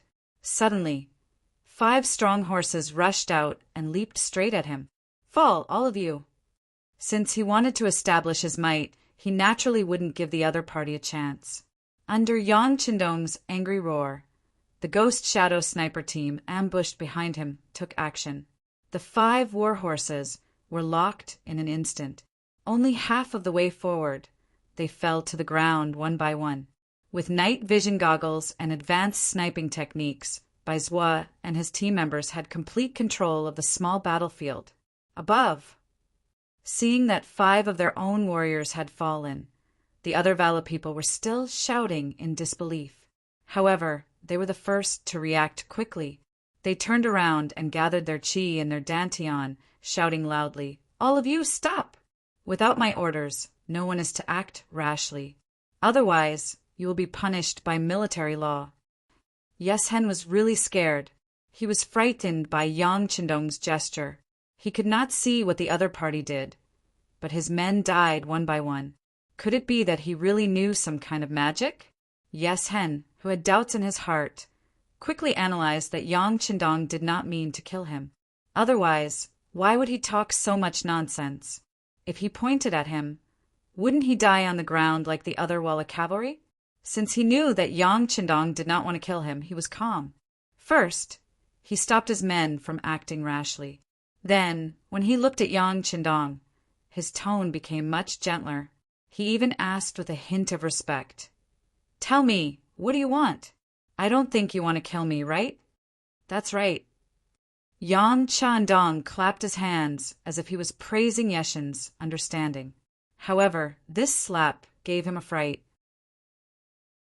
He instinctively tensed up his body and prepared to defend himself at any time. It was as if he thought that this slap was some kind of demonic technique. Yang Qindong did not ridicule Yeshen's loss of composure. Instead, he said in a calm tone, "In the eyes of Marquis, your life is the same as the other Walla people's lives. It is not worth a penny more. Therefore, Marquis has no need to kill you. This time, I asked you to come out to talk to you about the Walla army retreating." "Retreating?" Yes Hen was puzzled. "Yes, it's retreating. Of course, if you don't retreat, Marquis also has the ability to kill all of you here, just like in the Tuma Castle. Although you have fewer people, you still managed to kill 500,000 soldiers of the great Ming dynasty." Yang Qindong knew what the other party was suspecting. It was nothing more than the lack of military strength, so he casually gave an example. As soon as he heard about the Battle of the Tuma Castle, Yeshen's face showed a proud expression. But after he understood what Yang Qindong meant, his face changed instantly. "Do you think you can be like our Walla warriors and win with fewer people? What? Do you think the effect of the heavenly thunder is still not enough? If that's the case, then Marquis doesn't mind a few more." Yang Qindong saw that Yes Hen still wanted to get lucky. His face changed immediately, and then he slowly raised his right hand again. This action made Yeshen's expression change. "Wait, I believe you." Yes Hen couldn't help but be nervous. The effect of the heavenly thunder was too powerful. A casual strike could kill hundreds and thousands of people. If such a heavenly thunder struck again, he was worried that Walla's morale would be destroyed. If that was the case, how could they still talk about dominating the great Ming dynasty?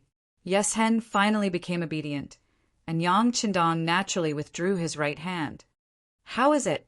Do you agree to retreat?" "I agree. This chief will order the entire army to retreat," Yi Xian said in a somewhat dispirited manner. This time he had come full of confidence, but he returned in disappointment. If it was anyone else, their expression would not be good. "No, no, no." Who knew that when Yang Qindong heard that the whole army should retreat, he shook his head. "We have to retreat, but not like this." Marquis remembered correctly. In the Tumu Castle, You should have captured a lot of Ming Dynasty soldiers. Now send them back. If there is one less person, you don't have to go back. What? Are you threatening me? When he heard that Yang Qindong wanted all the captives, Yeshen's expression changed. He widened his eyes, as if he was going to fight for his life. Yang Qindong, who had already controlled the situation, acted as if he didn't see Yeshen's so-called fierce face. Marquis is threatening you. What? Are you not convinced? If that's the case, Marquis doesn't mind using the heavenly thunder to destroy you. After that, Marquis will lead the army into Walla. When that time comes, not only will the great Ming dynasty's captives be taken back, even the women and children of Walla will become the great Ming dynasty's captives. Do you believe me? Yang Qindong said without showing any weakness. These words were like thousands of needles piercing Yeshen's heart, making him unable to refute. If it was someone else who said this, he might laugh out loud and give the order to kill them. However, these words came from Yang Qindong's mouth. Thinking back to the various actions just now, he was really worried that the other party would do this. In the face of such a powerful heavenly thunder, could the Walla cavalry really withstand it? While Yes Hen was still thinking about how to deal with it, Yang Qindong continued to speak. Marquis only asked you to return the captives. He didn't ask for the gold and silver that you robbed.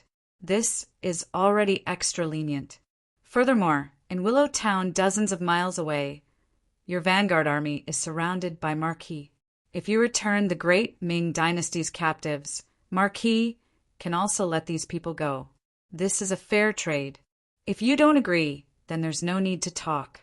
Marquis will kill you within 3 breaths. After speaking, Yang Qindong gently raised his left hand. This action clearly meant to kill Yes Hen. He had already seen the serious consequences of reaching out his left and right hands, so he didn't dare to test the law. He immediately shouted, "Wait, this is such a big matter. No matter what, this chief has to go back and discuss it with his subordinates first. I'm sorry, before all the great Ming dynasty's captives are released, you can't leave here." Yang Qindong shook his head and said with a look that said, "Don't play tricks, it's useless to think about it." "Are you going to take me as a hostage?" Yes Hen said very discontentedly when he heard this.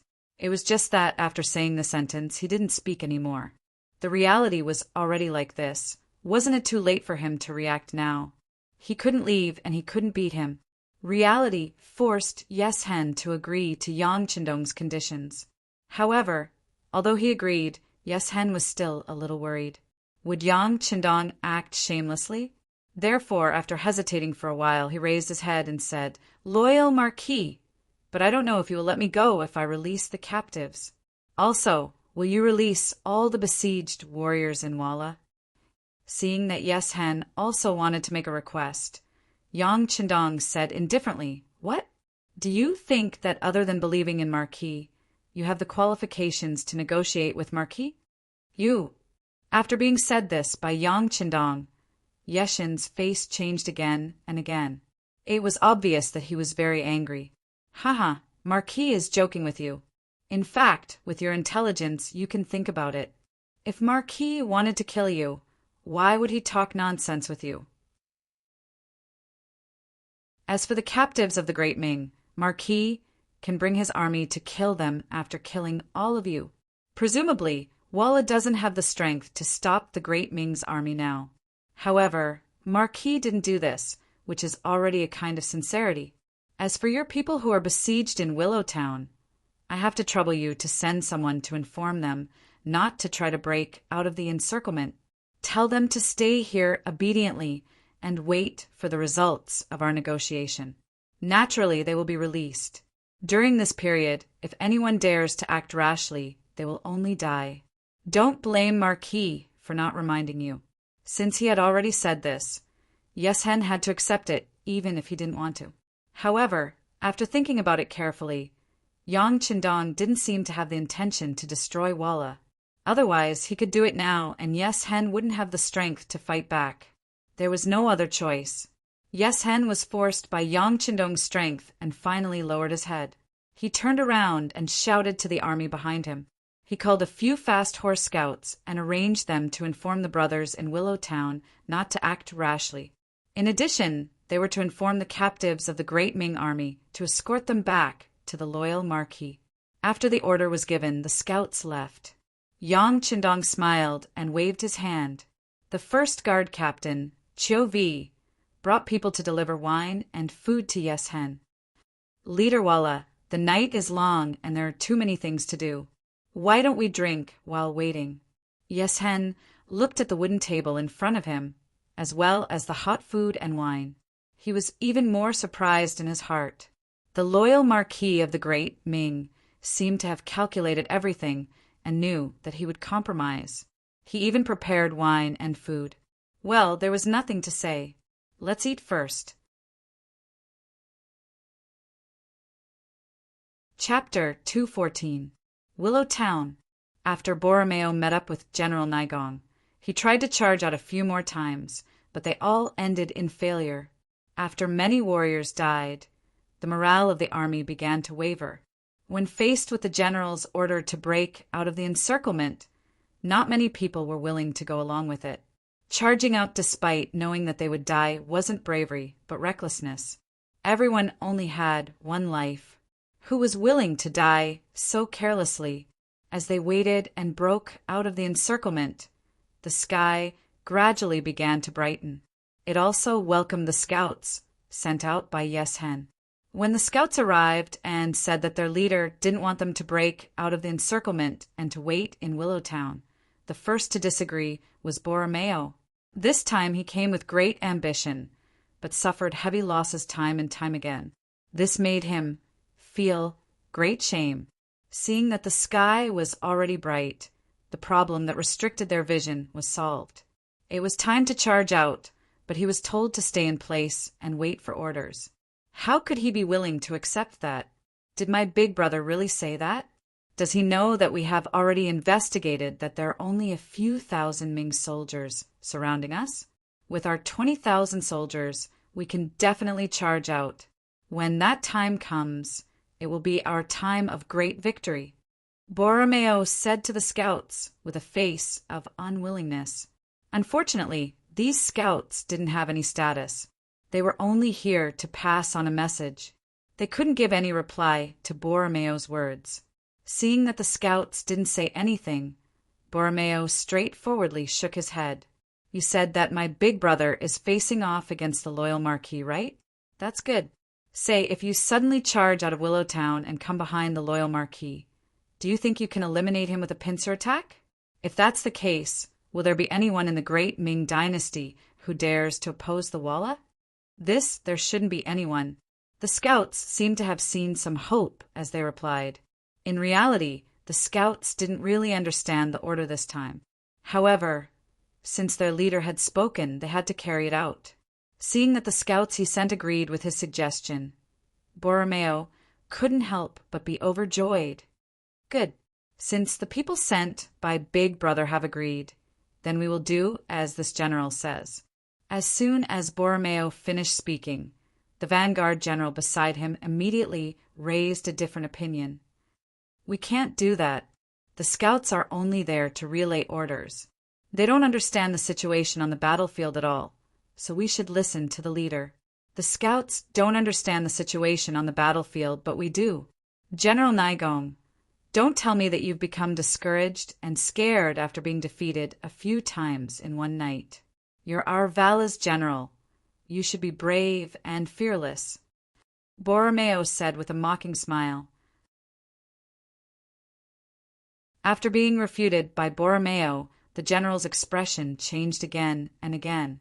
However, he was not good with words and didn't know what to say. In the end, he simply turned his head away and used his actions instead of his mouth to express himself. If you want to disobey, then go ahead. This general will listen to the leader's orders and stay in Willowtown obediently. There were less than 4,000 soldiers left in the original vanguard army, which did not affect the overall situation. Since it didn't make sense, Borromeo decided to just ignore it. He would just lead the army forward. At that time, he would kill the great Ming's loyal Marquis and the credit would be his alone. Perhaps it was because he couldn't wait any longer, or perhaps it was because he wanted to make a contribution. That child Borromeo ignored his elder brother's orders and began to gather his troops. Taking advantage of the darkness of the sky, he headed for the western end of Willow Town and made a counterattack. The sky was already bright. Commander Xiao Feng and Commander Wu Sheng, who were in charge of guarding here, could also clearly see some of the situation in Willow Town. With the help of binoculars, they could see even further than the enemy. The Wallace soldiers in the town suddenly began to gather. This scene was clearly captured by the two of them, and they quickly guessed the enemy's intentions and thoughts. Inform Sir Tiger's man to prepare artillery support at any time. They knew that the Walla cavalry in town outnumbered them by 10 times. For safety reasons, it was also the 6th young master's order to inform Tiger's man to prepare once they discovered something that couldn't be disobeyed. Xiao Feng and Wu Sheng didn't dare to be careless and quickly made preparations. In less than an hour, the west side of Willow Town suddenly became much more lively. Countless Walla cavalry charged out from here. Borromeo even took the initiative to lead the charge. He wanted to use his actions to inspire the other warriors to charge out of Willow Town and kill the great Ming's loyal marquis. They're coming out, they're coming out. Everyone get ready. Inform Sir Tiger's man to prepare artillery support. After seeing countless enemies appear in front of their eyes, Xiao Feng and Wu Xing both gave military orders to their own cold front soldiers. At the same time, they used the radio communicator to inform Tiger's man that they could fire. After Tiger's man received Xiao Feng and Wu Sheng's request for reinforcements, he immediately loaded another FGT, 203mm towed cannon that hadn't fired yet. One of the 2 FGT 203mm towed cannons was aimed at Yeshin's camp, while the other was aimed at Willow Town. At this moment, Tiger's man received the news and used the second cannon to fire. Borromeo was leading tens of thousands of Walla cavalry to charge out of Willow Town. Under his leadership, the morale of the army increased by a lot. Adding on the fact that they had a large number of people, they seemed to have an unstoppable momentum when they charged out of town. However, this seemingly powerful momentum was met with a hail of bullets from Xiao Feng's 1st Company and Wu Sheng's 4th Company. Over 100 cavalrymen fell to the ground. However, this momentum didn't seem to have any intention of fading. On the contrary, it became more and more intense. With the continuous charge, more and more Walla cavalry fell to the ground. It was to the point that the path forward was blocked by the corpses of the war horses and soldiers. But in the end, because there were too many cavalrymen, they still managed to charge out. Among the crowd, when Borromeo saw that they had made it out of the town, his face lit up with joy. Holding a saber in his hand, he shouted loudly, a bloodthirsty glint in his eyes. He wanted to charge forward and kill all the Ming soldiers who had heavily injured the Walla cavalrymen, letting them know what it meant to overestimate one's abilities. Seeing the Walla army charging out and getting closer and closer to them, the 3 commanders of the Ming army, Sun Tong, Yang Jie, and Mao Fusho, all had pale faces. Even though they still had 3,000 Ming soldiers under their command, they were all trembling in fear in the face of Walla's army. It looked like they would collapse at any moment. Boom! Just as the Ming army was in chaos and chaos was about to break out at any moment, just as Xiao Feng and Wu Sheng were shooting with all their might with Lung Feng, the enemy was getting closer and closer due to their disadvantage in numbers. Just as it was extremely dangerous, a loud explosion suddenly sounded above their heads. Following that, a cannonball landed in the middle of Walla's army. The cannonball landed right where the Walla cavalry were most concentrated. With just one cannonball, at least 100 Walla cavalry soldiers were killed. As for the number of people who were injured, it was even more uncountable. Unfortunately, Borromeo was in the crowd. His originally ferocious face was directly swallowed by the cannonball. Not even his bones were left. Borromeo died, along with nearly 100 cavalrymen and even more injured people. This cannonball also stunned the advancing Walla cavalry. Before this, they had some understanding of the cannons of the Ming dynasty. However, those cannons could only shoot out a heavy iron ball. The damage it could cause was only in a straight line. As long as they avoided the iron ball that could only attack in a straight line, their lives would not be in danger. How could it be like this cannonball that landed without any warning? Moreover, when it landed under the flames, its lethality was so great that it gave people the feeling that there was no way to avoid it. The people who were stunned by the cannonball reined in their horses and stopped. Borromeo had died in battle. Without their commander, they felt like they did not know where to go. It was at this time that the second cannonball arrived. It once again landed in the crowd, causing the deaths of hundreds of cavalrymen and the injuries of hundreds of cavalrymen. Retreat! Seeing the soldiers around them being killed by the cannonballs and muskets, the morale that had just been built up instantly collapsed. The smart soldiers knew that if they retreated back to the town, they would not face such danger. In an instant, many of them retreated. This was like a plague that quickly spread. Other than the Walla cavalry at the front, who could not turn back and became Lung Feng's target, the rest of the Walla cavalry retreated back to the town. The battle finally ended with the death of nearly 2,000 people. The ground was littered with corpses and the smell of blood. It seemed like this battle was originally a child's play. The army retreated back to the town, and Naigong took over the command. When he ordered everyone not to leave without orders, he also sent out scouts to inform leader Yes Hen of what had happened. The scouts rushed out of the town and rushed in front of Lung Feng and the Ming soldiers with a terrified expression. Their faces were filled with fear, as if they were afraid that they would be killed by these murderous gods. If not for Yang Qindong's orders to allow the scouts to move back and forth, no one would be able to leave this place alive.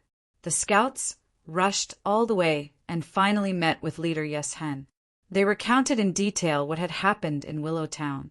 When they mentioned that the child, General Borromeo, had been killed by the heavenly lightning, they did not even dare to raise their heads. Hearing that another brother had died on the battlefield, Yeshen's expression was naturally very ugly. However, he could not ask Yang Qindong for an explanation. It was his brother who did not listen to orders and took the initiative to fight. Now that he had died, who else could he blame? Forget it. Quickly inform the troops behind to bring all the captives of the Ming army here. Remember, all of them.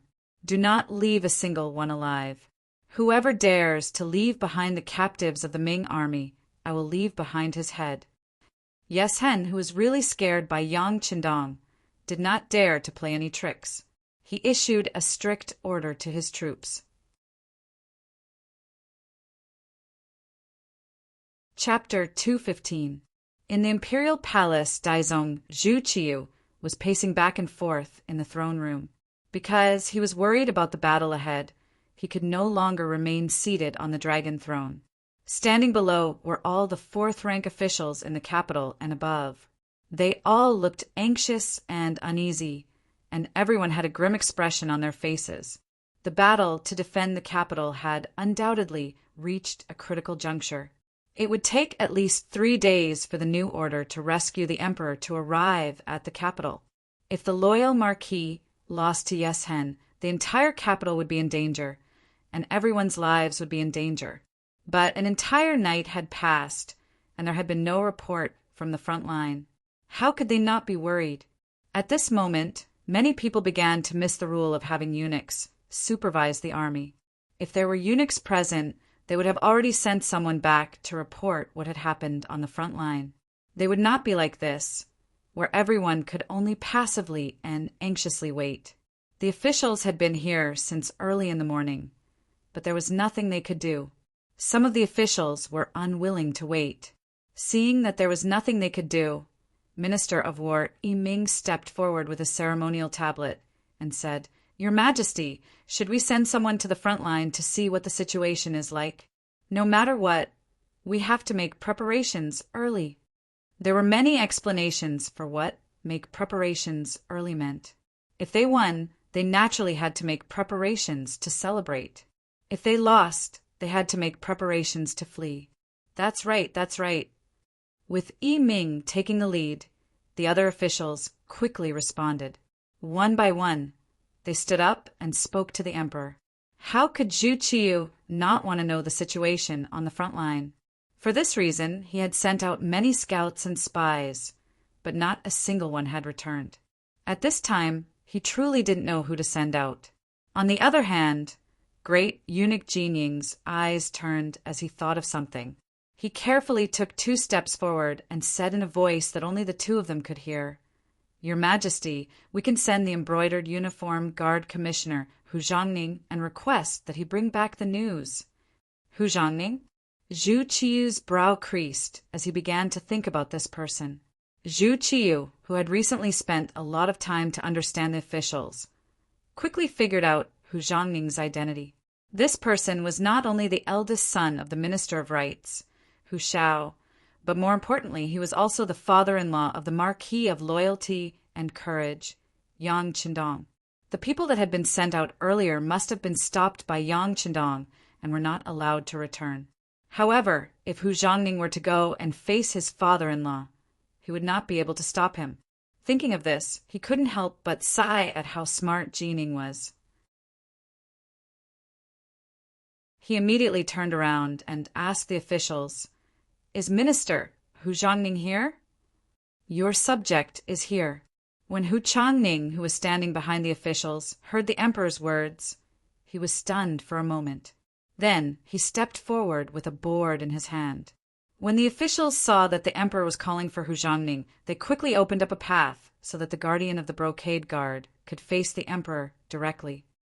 Beloved Minister, Hu, we now order you to bring people to the front lines to understand the situation of the battle. Then quickly report back. Remember, you must complete this order as quickly as possible. Otherwise, you will be severely punished. Zhu Qiyu purposely emphasized the word severely in order to remind Hu Zhongning that it was his son-in-law who was leading the troops into battle. No one would make things difficult for him unless he wanted to make things difficult for himself. Hu Zhongning naturally understood Zhu Qiyu's meaning. In his heart, he did not want to make things difficult for his son-in-law. However, since he had the emperor's order, he did not dare to disobey. Your subject obeys the emperor's order. I will definitely go and return quickly. After saying this, Hu Zhongning turned and left the hall. Seeing Hu Zhongning's figure disappear, Zhu Qiyu finally let out a long sigh of relief. Presumably, before long, there would be a report from the front lines. Hopefully it would be good news. After Hu Zhongning left the palace, he brought along Lieutenant Gao and 2 other Hu family servants and headed straight for the northern side of the capital. Riding at top speed, they arrived at the east side of Willow Town in less than 4 hours. Here, they were stopped by a group of Ming soldiers from the 5 cities' warden's office. In this team, there were 2 men in camouflage clothing who looked very energetic. Who are you? Get off your horse and report your identity. Seeing that there were horses coming from the direction of the capital, the 2 men in camouflage clothing looked at each other and smiled. They had already stopped several groups like this. This was also Yang Qindong's intention. He wanted Zhu Qiyu to understand the cruelty of war and make him worried and afraid. If you wanted to make others afraid of you, it was not as simple as beating them up. Sometimes, raising a stick of pressure and not letting it fall would give people a feeling of intimidation. Seeing the Ming army blocking the road, Hu Zhongning, who was leading the group, knew that this should be the Ming army that was fighting against the Walla. He immediately let out a sigh of relief and reported his name. This official is the imperial guardian of the embroidered uniform guard, Hu Zhongning. Under the emperor's orders, I have come to investigate the situation of the battle. You only need to report the truth. What imperial guardian? I've never heard of him. Just tie him up as well. The 2 men in camouflage clothing chuckled. In front of them, the so-called Great Ming Army did not have the slightest bit of deterrence. After laughing, they ordered the soldiers of the 5 cities' warden's office to tie up Hu Zhongning as usual. The Ming Army seemed to be used to this kind of thing. They did not even blink as they walked toward Hu Zhongning and the other three. Although they were Ming's soldiers, after witnessing the power of the cold guards, they had already submitted to them in their hearts. In addition, they were just carrying out orders. If something happened, they did not have to take any responsibility. There was no need for them to be courteous. They just held the ropes and strode forward. "Wait, what are you doing? Do you know who we are?" Seeing that the Ming army was about to tie up Hu Zhongning, Lieutenant Gao Sheng, who was following by the side, shouted. At the same time, he pulled out the embroidered spring saber at his waist. When they saw Gao Sheng pull out the steel saber, a glint of excitement flashed across the eyes of the two cold guards. They were afraid that the people who came would not resist. If that happened, they would not be able to use their skills. Now, someone actually wanted to play tricks. This was exactly what they wanted. The two cold guards held two pitch-black and cold 95 styles in their hands. One of them had already aimed his gun at the steel saber in Gao Sheng's hand. He was confident that he could break the saber with one shot. This way, the other party would not be able to resist. "Stop!" Hu Zhongning had long heard of the power of the advanced firearms in the mercenaries' hands. He did not want to take the risk. He immediately shouted at Gao Sheng to stop him from acting rashly. At the same time, he looked at the two cold guards and said, "Where is Yang Qindong? I am his father-in-law." When they heard someone call out the sixth young master's name, the two cold guards revealed a cold glint in their eyes. It was as if they were about to attack at any time. However, when they heard the next sentence, they were stunned. This person was actually the father-in-law of the sixth young master. If they really offended him, wouldn't they be severely punished later? At that moment, the two of them put down the 95 styles in their hands. One of them was still skeptical as he asked, "Are you really Marquis Yang's father-in-law?" Noticing the change in attitude of the two mercenaries, Hu Zhongning let out a long sigh and said proudly, "I'm the real deal. How about this? Call Yang Qindong over, and we'll know if it's real or not." "This, please wait for a moment. We'll call the company commander over." The two cold guards did not dare to act rashly. However, they would not completely believe the other party's words either. They decided to call the company commander, Teng Shan, over and let him determine if it was real or not. Hu Zhongning and the other three did not move. They were surrounded by more than 10 Ming dynasty soldiers. One of the cold guards stayed behind and stared at the four of them cautiously. From the looks of it, he seemed to be ready to attack at any time. Not long after, Ting Shan, who was also wearing a camouflage uniform but had the insignia of a major, hurried over. Tao Jin, the commander, came with him. As for Commander Gao Li, he stayed behind and was in charge of watching the Walla cavalry in Willowtown to prevent them from making any strange movements. Ting Shan did not know Hu Zhongning. However, he knew that the sixth young master had married Hu Yan as his first wife. This time he brought Tao Jin over so that he could identify the people. Tao Jin was one of the commanders of the 5 cities' warden's office. Naturally, he was familiar with all the noble families in the capital. From afar, when he saw that the person who came was indeed Hu Zhongning, he hurriedly cupped his fist and said politely, "So it's Lord Hu. Please forgive me for not coming out to meet you." Since Tao Jin had said so, how could it be fake? Teng Shan immediately saluted politely and said, "This subordinate is the commander of the 3rd Company of Mercenaries. Greetings, Lord Hu." This company commander is too polite. Since the other party's attitude was so respectful, Hu Zhongning naturally greeted him with a smile. Then he asked, "Oh, right, why don't I see the loyal Marquis? May I know where he is now?" "Lord Hu, Yang Marquis is not here. He is meeting with the Walla's leader, Yes Hen, at the front line. I don't know what business you have, but if you must meet with Yang Marquis, I will have to report it." Teng Shan said politely. He could ignore other people, but in front of Hu Zhongning he could not put on any airs. Hearing that Yang Qindong was meeting with Yes Hen, Hu Zhongning was shocked and asked, "Meeting? Is there any danger?" "There shouldn't be any danger for now, but I don't know the specific situation. Ting Shan shook his head. It was true that Hu Zhongning was the father-in-law of the sixth young master, but he was not a member of the Yang family, so there was no need for him to explain. He did not know the specific situation of Yang Qindong, but when he thought of the strength of the mercenaries and Yang Qindong's ability to plan ahead, Hu Zhongning was not too worried. I see, but how is the situation now? The emperor is waiting for my reply. I don't know the specific situation. But what I can tell Lord Hu is that the Walla's army has been blocked by us outside Willow Town. They will not threaten the safety of the capital. Ting Shan hesitated for a moment and gave a rough explanation.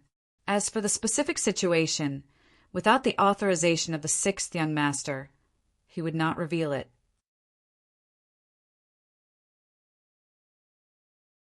Chapter 2:16.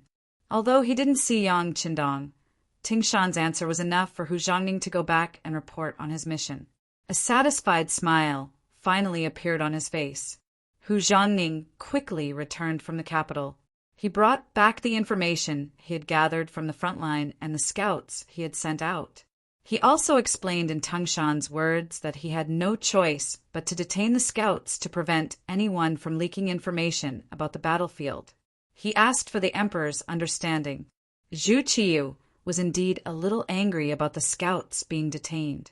But when he thought about how he still had to rely on Yang Qindong for the front line, how could he take such a small matter to heart?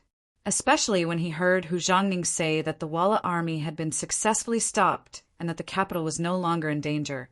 He immediately breathed a sigh of relief and laughed with joy. Not only Zhu Qiyu, but the other important officials were also very happy when they heard that the capital was no longer in danger. Now they just had to wait for Yang Qindong's triumphant return. At the front line, a large number of Ming captives were sent over. On the Ming army's side, Deputy Chief Yang Guang came forward with 5,000 cavalrymen and was responsible for escorting the captives back to the capital safely. When accepting the captives, Yang Qindong asked the crowd if there were any captives left in the Walla. After receiving the majority's answer that all the captives had been returned, Yang Qindong breathed a sigh of relief. The number of captives received this time was more than 75,000. Most of them were brave soldiers who had been through hundreds of battles. They were just scared out of their wits before, so they couldn't display their full strength on the battlefield. Yang Qindong could imagine that with these 75,000 captives, the safety of the capital would no longer be a problem. Zhu Qijin could finally sleep without worry. He had successfully completed the important task of protecting the capital of the great Ming dynasty. As for whether these people would be used by Zhu Qiyu to deal with him in the future, Yang Qindong wasn't too worried. Firstly, he had the mercenaries in his hands, so he had to think carefully before making a move. Secondly, these people were all saved by him, so they would have a lot of resistance in their hearts to deal with him. Thirdly, Zhu Qijin was still in Nanjing, so Dai Zong had to think carefully before making a move against him. With these 3 points, his safety shouldn't be a problem. After dealing with the captives, it was time to release the Walla army and let them leave. This was what worried Yes Hen the most. Previously, when he was controlled by someone, he had no choice but to do as Yang Qindong said. Now that the matter was done, would he keep his promise and let's release him and the tens of thousands of Walla cavalry? On this point, Yes Hen was a little worried. Everything was as Yang Qindong said before. If he really wanted to deal with the Walla, then he could directly take out a few more cannons from the warehouse. He didn't have to worry about not being able to defeat the Walla, but he didn't do so. He still knew the principle of putting away the bow after the birds are done. If he didn't leave a big enemy for Zhu Qiyu, then when he really wanted to deal with him, he would have no scruples. Therefore, when Yang Qindong released more than 20,000 captives from Willow Town and let them join Yes Hen, this person was so moved that he cried out. It was no wonder that he did this. The population of the Walla was not large, and there were even fewer young men who could fight. If all the captives were killed this time, then he would really become a commander without an army. He was afraid that when he returned to the grassland, He wouldn't be able to dominate the grassland, and it would be a miracle if he didn't get bullied by others. Seeing that more than 20,000 cavalry had safely retreated, when he looked at Yang Qindong, Yes Hen said in a very admiring tone, "Marquis of the Great Ming, you are a real man. You do what you say, which is admirable. If you are willing, the two of us can join forces. At that time, no one in the Great Ming will be our opponent. At that time, there will be gold, silver, treasures, and beautiful women for us to choose from. Isn't that better?" Yes Hen invited sincerely, and Yang Qindong's face showed a smile. "Leader Yes Hen, there is not only one Great Ming in the world. There are many countries and ethnic groups in places that we don't know about. Why do you only want to deal with the Great Ming?" Yang Qindong's answer made Yes Hen stunned. He didn't expect such an answer. He lowered his head, and after hesitating for a moment, he raised his head and said, "As you said, this world may be very big, but we can't even deal with the Great Ming. How can we talk about other grand plans?" No. Yang Qindong stretched out his right index finger and made a shaking motion. "As the leader of the Walla, you must first have confidence in your captives. With them, you can achieve something. As for why you can't take down the Great Ming, it is because your strength is too weak. There is an old saying in the Central Plains, and I will give it to you here. To forge iron, you must be strong. Without enough strength, you can't achieve anything just by relying on the other party's mistakes. To forge iron, you must be strong." Yes Hen thought about this sentence thoughtfully. Yes, that's right. Walla doesn't lack soldiers who are brave enough to risk their lives. Your living environment and conditions made your men very brave at a very young age. On the battlefield, they can gallop everywhere. But do you know why they still failed? Yang Qindong nodded and guided Yes Hen. Why did they fail? This question was also what Yes Hen wanted to ask. Because your own ability to produce blood is insufficient. If you rely on robbing, this kind of ethnic group is destined to not go far. Yang Qindong chuckled and continued, "You lack all kinds of resources. You are complacent when you get something, and your ambition is satisfied. Since you are satisfied, you are not far away from the days when you lose. This is why, although the Walla army is brave and can do some earth-shattering things from time to time, it can't escape the fate of being destroyed and replaced by others. In the end, it is because you can't win the hearts of the people.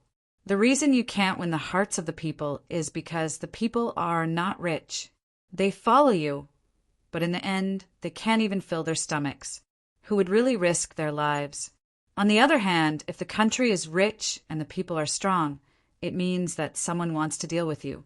In order to ensure the fruits of their victory, they have no choice but to take out their weapons and fight with their lives. One is spontaneous, the other is forced. Tell me, which one is more effective? Rich and the people are strong?" Yes Hen was shocked by Yang Qindong's words. It was not that he didn't think about some things here, but he didn't know how to do it. Now that Yang Qindong brought up this problem, he should have a solution. Yes Hen said excitedly, "The Ming dynasty's loyal marquis, but I don't know if there is a way to solve this problem?" "Of course there is. That is, to develop commerce. The grassland is only rich in livestock. The natural environment makes you have a great demand for many other things. If they could start a business, then not only could they be self-sufficient, they could also sell their surplus to other places and earn a profit from the difference in price. They could also trade with people from other regions for things they needed. In short, they could earn more money, and gradually, Tao would become stronger. Once you have money, you will be able to do a lot of things. At that time, it will be much easier for you to expand again. Whether it is money or cavalry, you will be in an invincible position." When Yang Qindong said this, he seemed to have seen some kind of result. His face was full of excitement. At that time, the Tatars will not be a stumbling block for your expansion. On the contrary, they will become your base, the base of talent reserves. When you need soldiers, you can use a lot of gold and silver to make them work for you. In the north of your country, There is a country called Tsarist Russia. I think you should more or less know about it. That country is vast and rich in resources. Its area is much larger than the Ming dynasty, but its population is very small. That is the place you need to conquer. Remember Genghis Khan? Don't you want to be like your ancestors? A majestic strategic map was placed in front of Yes Hen. After Yang Chendong said this, his heart was suddenly moved. It was like a person in the dark who saw the light, a person in a desperate situation who saw hope. It made Yes Hen feel like he was reborn. Can we really do this? When he returned to reality, Yes Hen said with some uncertainty, "Why can't we do it? The reason why the Ming dynasty has such a vast land and the prosperity of the people is the result of trade. If this is the case, why can't the Walla do it?" Yang Chendong did not answer directly. Instead, he asked Yes Hen a question in a rhetorical way. Yes Hen could not answer this question, but he could continue to ask questions. So, does the loyal Marquis want the Walla and the Ming dynasty to stop attacking each other and resume trade? No. Yang Chendong shook his head. It is to establish trade with Marquis. This time, I'll be the one providing you with the goods. It won't be as simple as before, where I'll set up a horse farm to exchange for the goods you need with the Central Plains people. Instead, you will use silver to buy the goods I provide at a low price. Finally, through your hands, you will sell them at a high price. At that time, you will find that doing this will allow you to earn more silver. Then, you will be able to buy more things and do more things. In the end, Yang Chendong revealed his purpose. At the end of the day, Yang Chendong wanted to sell his goods and earn more silver to develop himself. At the same time, he wanted to increase his reputation. If he were to do the business himself, the speed would be too slow and the risk would be too great. If he really sent the Lung Feng to protect him, he did not know how much manpower he would have to put in. This was not proportional to what he would gain. At least for now, there were not many Lung Feng, so he could not split himself up.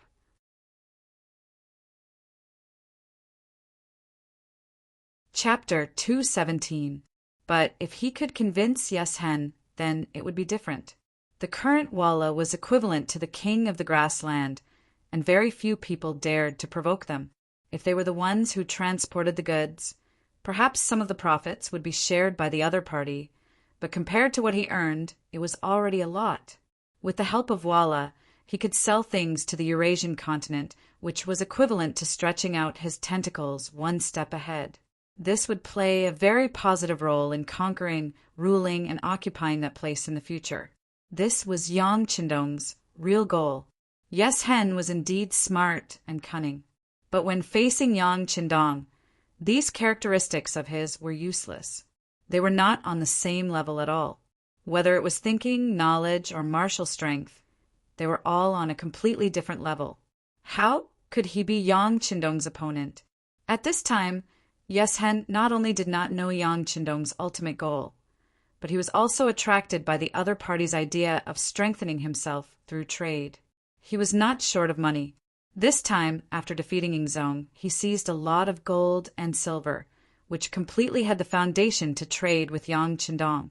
Now what he had to consider was whether the bold and loyal Marquis words could be trusted.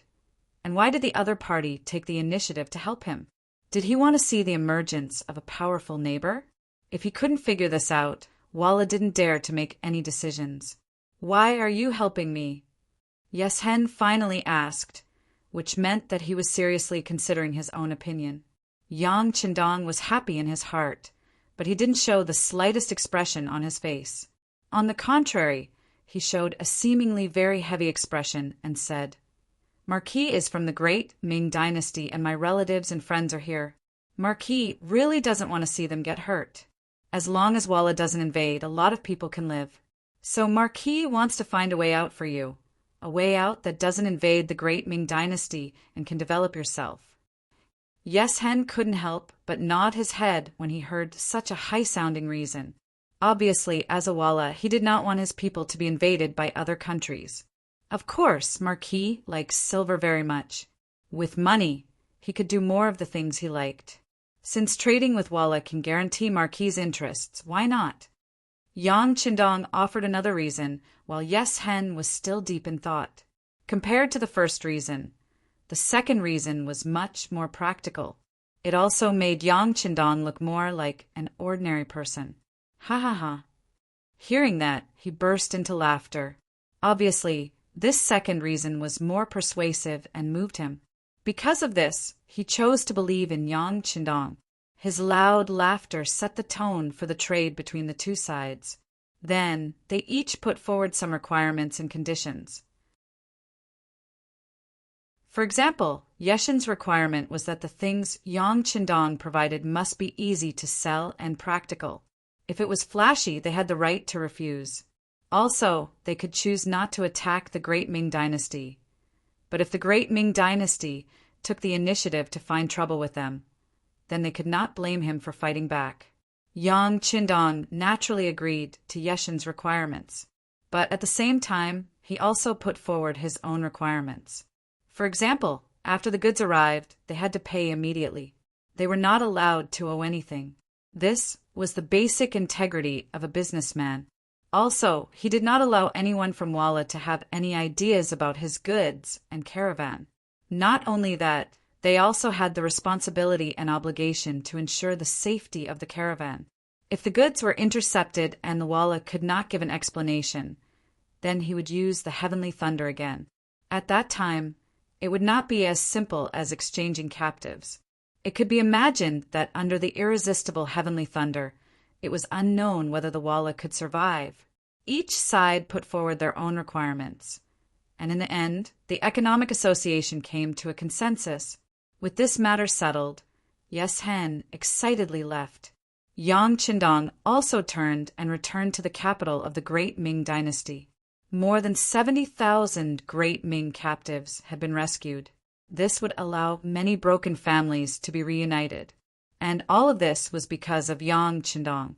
On the way back, news of this matter would spread, causing these people to thank the loyalty Marquis from the bottom of their hearts. This great hero who had saved them from fire and water, their great benefactor. The capital of the Great Ming Dynasty. The 12 city gates were opened, and the news spread to the capital. When the common people learned that more than 70,000 of their loved ones had been rescued, the streets were packed with people. They wanted to see if the rumors were true, and they also wanted to find their loved ones in the crowd. The first to enter the city were the soldiers of the 5 cities' warden's office, a total of 5,000 people. All of them holding their heads high and puffing out their chests, appeared to be in high spirits. In the past, they had played the role of maintaining law and order in the city. Most of the time, they were the thugs of some privileged classes and nobles, helping them bully the common people. It could be said that they were hated by the common people. But this time it was completely different. He was returning to the city as a hero. Naturally, the welcome he received was extremely sincere and warm. When they saw the people on both sides of the road sincerely welcoming them, the soldiers of the 5 cities' warden's office were also moved. They suddenly realized that being a good person was far better than being a thug for evil people.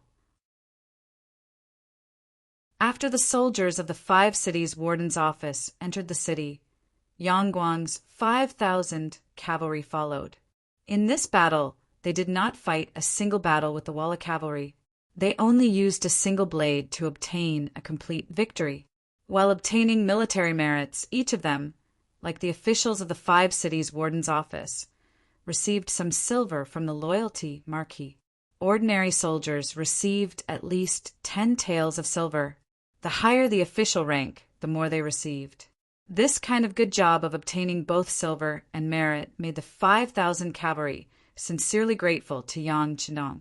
If not for the loyalty Marquis, it was likely that they would not have been able to defend the capital and survive this time.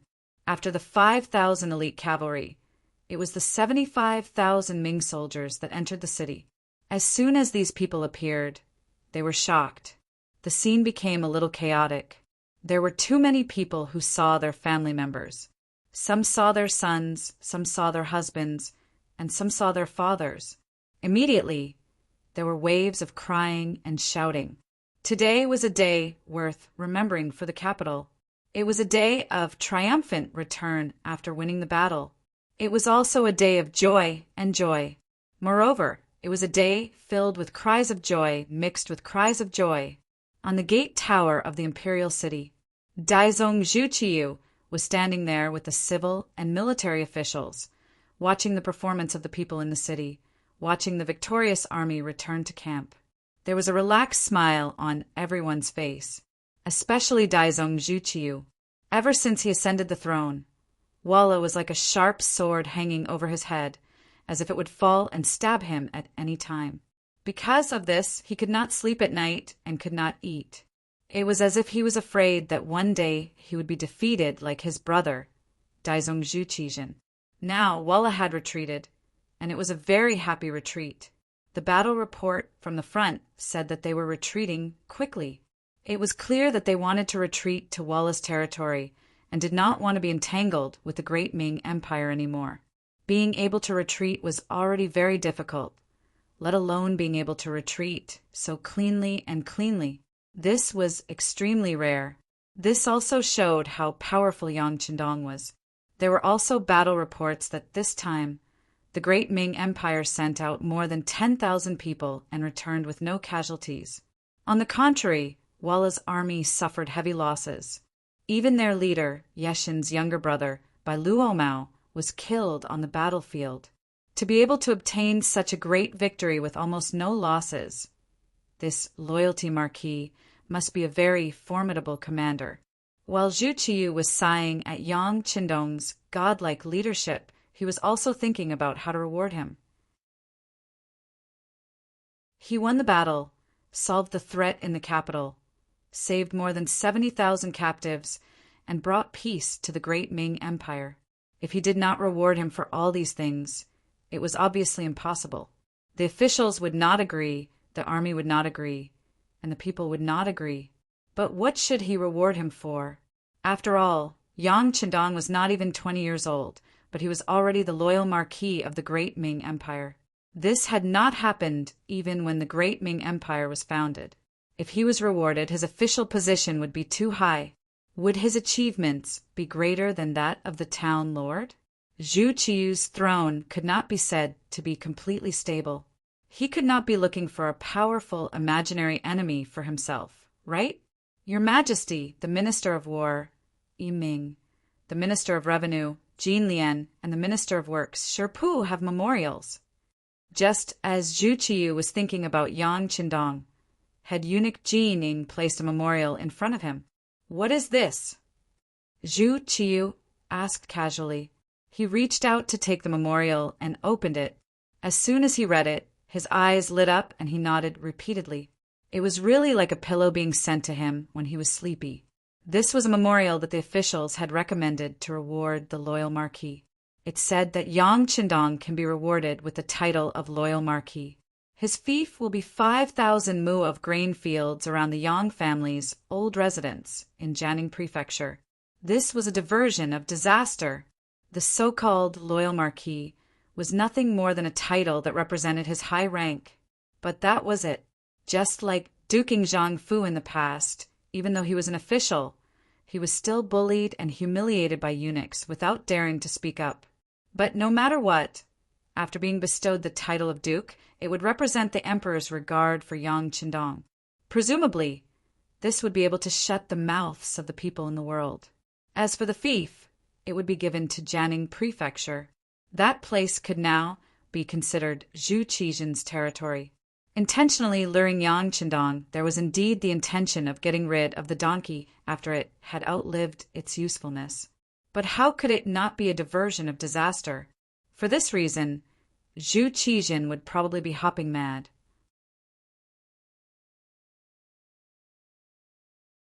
Chapter 218.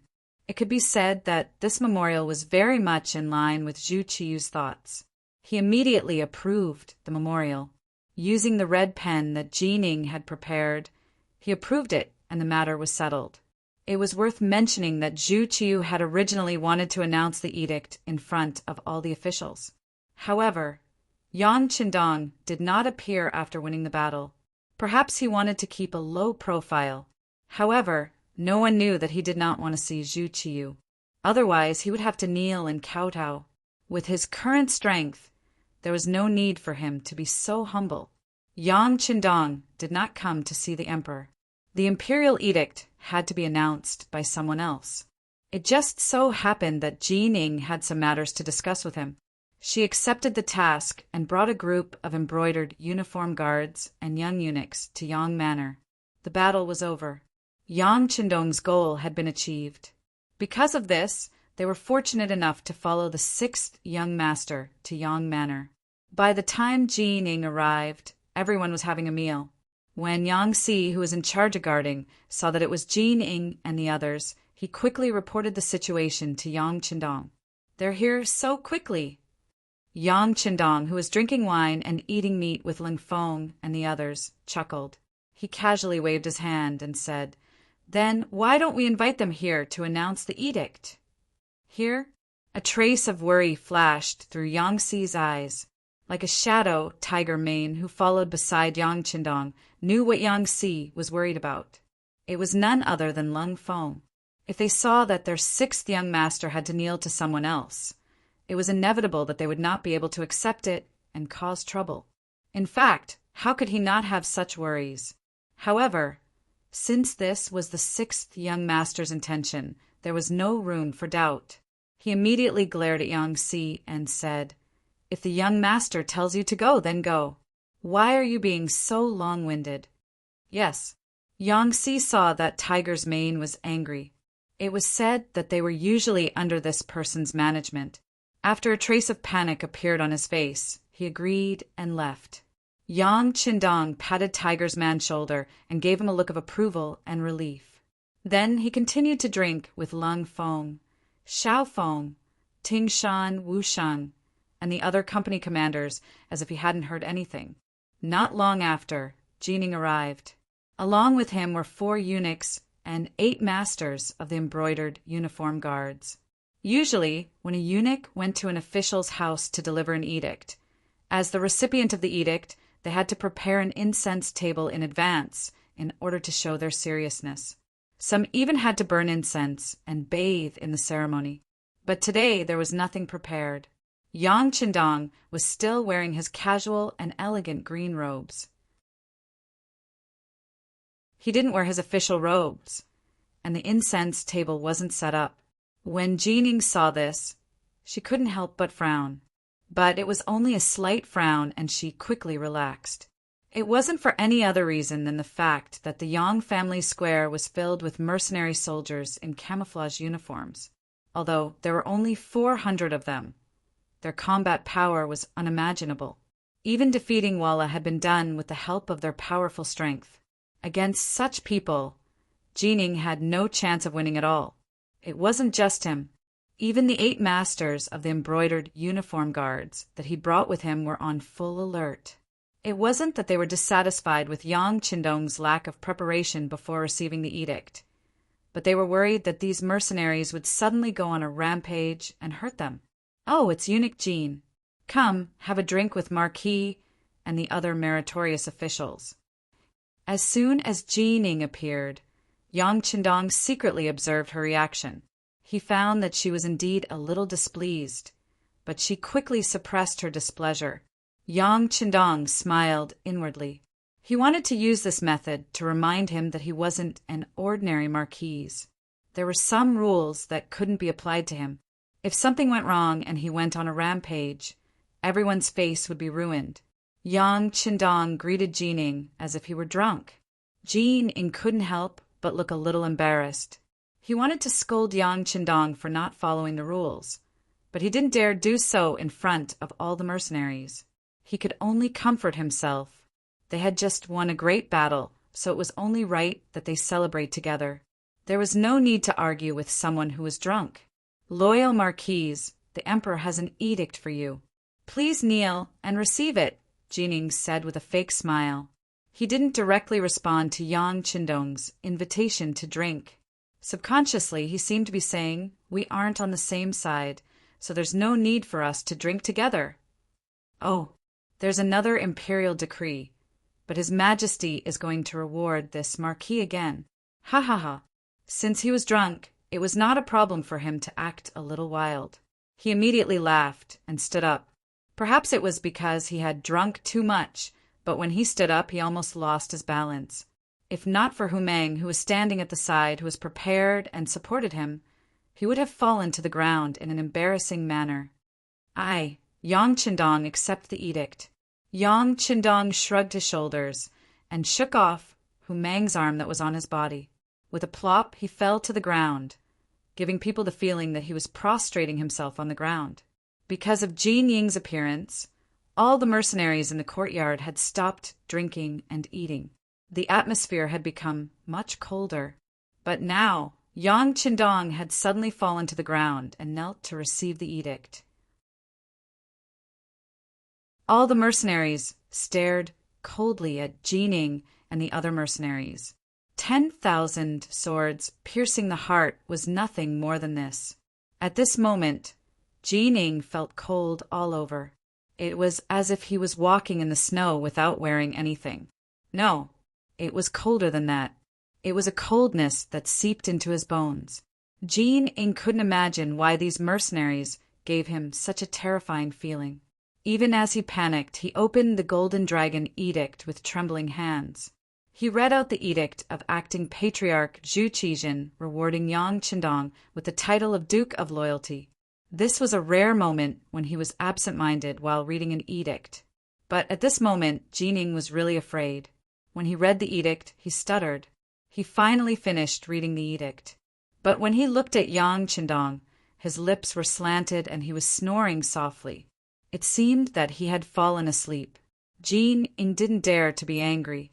Instead, he leaned forward with a gentle expression and said softly, "Duke of Loyalty, wake up! Wake up! Ah, I've finished reading the edict. Thank you, Your Majesty." Yang Qindong seemed to have been startled awake. He opened his eyes and spoke. Then he rubbed his eyes and said to Jin Ying, "You've worked hard, Eunuch Jin. How about this? Please enter the hall and rest for a while. After Marquis has bathed, we can sit down together." Jin Ying had come here to have a good chat with Yang Qindong. Of course, he wouldn't refuse this opportunity, but he was very worried about whether Yang Qindong's mind was still clear. But no matter what, he had to agree. He noticed from the corner of his eye that the 400 mercenaries had already stood up and were looking at him with hostility. He couldn't guarantee that if he continued to stay here, he wouldn't be torn apart and eaten alive by these mercenaries. For his own safety, of course, entering the Yang family manor was the best choice. Okay. Since Duke of Loyalty is so kind, it would be impolite for me to refuse. With that, Jin Ying followed Beta Persei into the outer courtyard of the Yang family manor. Yang Qindong left with them, but he was heading towards the inner courtyard of the inner courtyard. He really did bathe and change his clothes. Just as Yang Qindong, Jin Ying, and the others left, someone among the 400 mercenaries shouted, "How can we allow others to blaspheme the 6th young master? We're going to seek justice from Emperor Ming." That's right. We want justice. In an instant, the anger in the hearts of many mercenaries was ignited. In their eyes, the 6th young master was a godlike existence. How could he kneel to others? When such a blasphemous thing happened, it naturally caused the crowd to be furious. It wasn't just the 400 mercenaries. Even Lung Song, Xiaofeng, and the other battalion commanders were furious. They looked like they would explode at any moment and cause trouble for Emperor Ming. Enough. Everyone sit down. A loud roar came from Ming's mouth. This time he didn't leave with Yang Qindong. He had stayed behind to stabilize the situation, even though the two of them hadn't communicated before. But after interacting with each other for so long, they already had a tacit understanding. When Yang Qindong left just now, he had given him an inconspicuous look, which made Tiger's Man understand what to do next. With Tiger's Man's shout, all the mercenaries' gazes fell on him. But when they saw Chief Tiger's body tremble, The anger in their hearts seemed to have been extinguished. But because they were angry, they didn't sit down immediately. What? If you don't listen to me, that means you don't listen to the sixth young master. Don't tell me you want to leave Cold Edge? Very well, if anyone wants to do that, step forward. I can do as you wish right now. Seeing that none of the mercenaries, including Lung Song and the other battalion commanders, sat down, Tiger's man's eyes narrowed into slits. His anger was obvious. When they heard that they were going to be kicked out of Cold Edge, everyone's morale instantly dropped.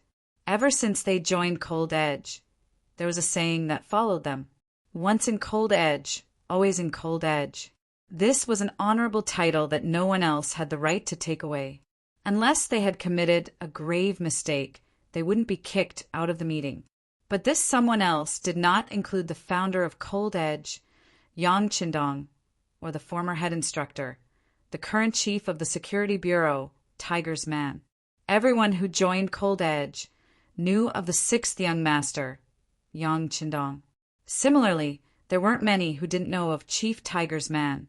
It could be said that in the entire Yang Xiannu army, if Yang Qindong was the Nan Bowen, then the second place would definitely be Tiger's man. This position was hard to replace, no matter how many contributions others made. For example, the only army commander, Lung Song, would feel inferior when he saw Tiger's man.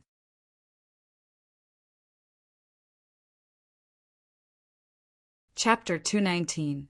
Now Hu Mang had spoken, and he was speaking with Lung Feng's qualifications and identity. How could the others dare to disagree? They immediately returned to their original stools with a rustling sound. Everyone quieted down, and Tiger's mane's eyes revealed a satisfied expression. I know that you are very dissatisfied with Ming Emperor's actions towards the sixth young master. But please remember, why did the sixth young master do this? Isn't it to create more time for you to develop? Everyone was originally from the great Ming dynasty. To you, many of your relatives and friends live on this land.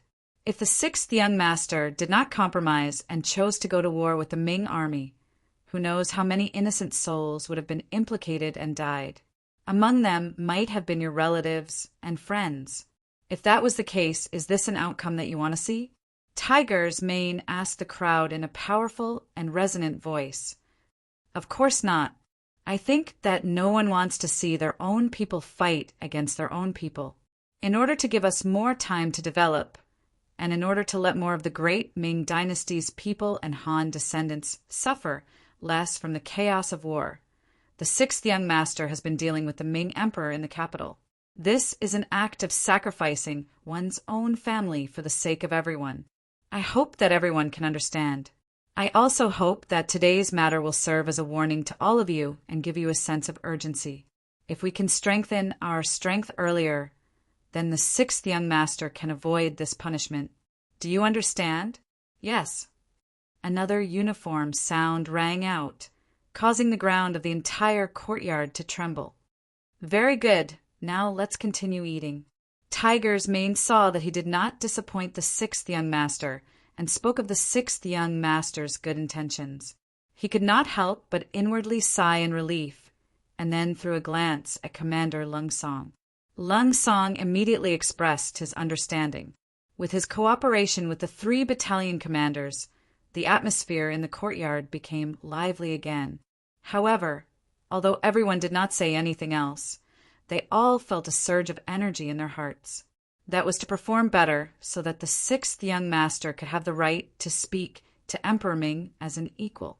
In the side hall of the outer residence of the Yang family manor, Jining had just sat down when a loud roar came from outside the door, giving her a fright. Originally nervous, he immediately stood up. From the looks of it, he was ready to run away at any moment. On the other hand, Beta Persei, who was in charge of leading the way, did not panic at all when he heard the shouts outside. When he saw how nervous Jining was, he said nonchalantly, "It's fine. It's just a ritual for mercenaries to eat. You won't find it strange after hearing it so many times."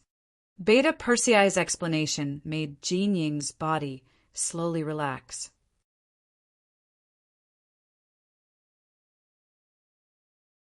On this point, Yang Qindong showed that he was rich and imposing. Third, Yang Qindong would not attend court, nor would he participate in court politics. He would also not participate in the matters between Daizong and Yingzong. He wanted to become a third party with a transcendent status. As for these three conditions, Daizong had already agreed to the first condition and had even said that he would deposit 500,000 taels of silver into the Yang family bank. There was no need to discuss it further. Jin Ing agreed immediately. As for the second condition, he could not doubt it either. The other party had money and could hire mercenaries, which could only make others envious. It was on the third condition that Jin Ing was dissatisfied with. She made a request on behalf of Daizong. That was, since he was the Duke of Loyalty and Courage, he should be on the side of Daizong. I saved Yingzong's life. It is impossible for me to completely cut off my relationship with him. Daizong has also treated me well. It is already not easy for him to not help either side. There is no need to say anything else. Yang Qindong shook his head and spoke with a resolute attitude.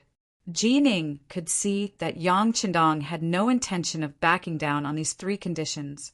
After hesitating for a moment, she thought about how Walla had already retreated and did not need Yang Qindong to act for the time being. Since that was the case, not helping either side was not a bad choice. There was no harm in agreeing. But if she agreed, Jin Ing also raised three conditions. First, they would not help either side.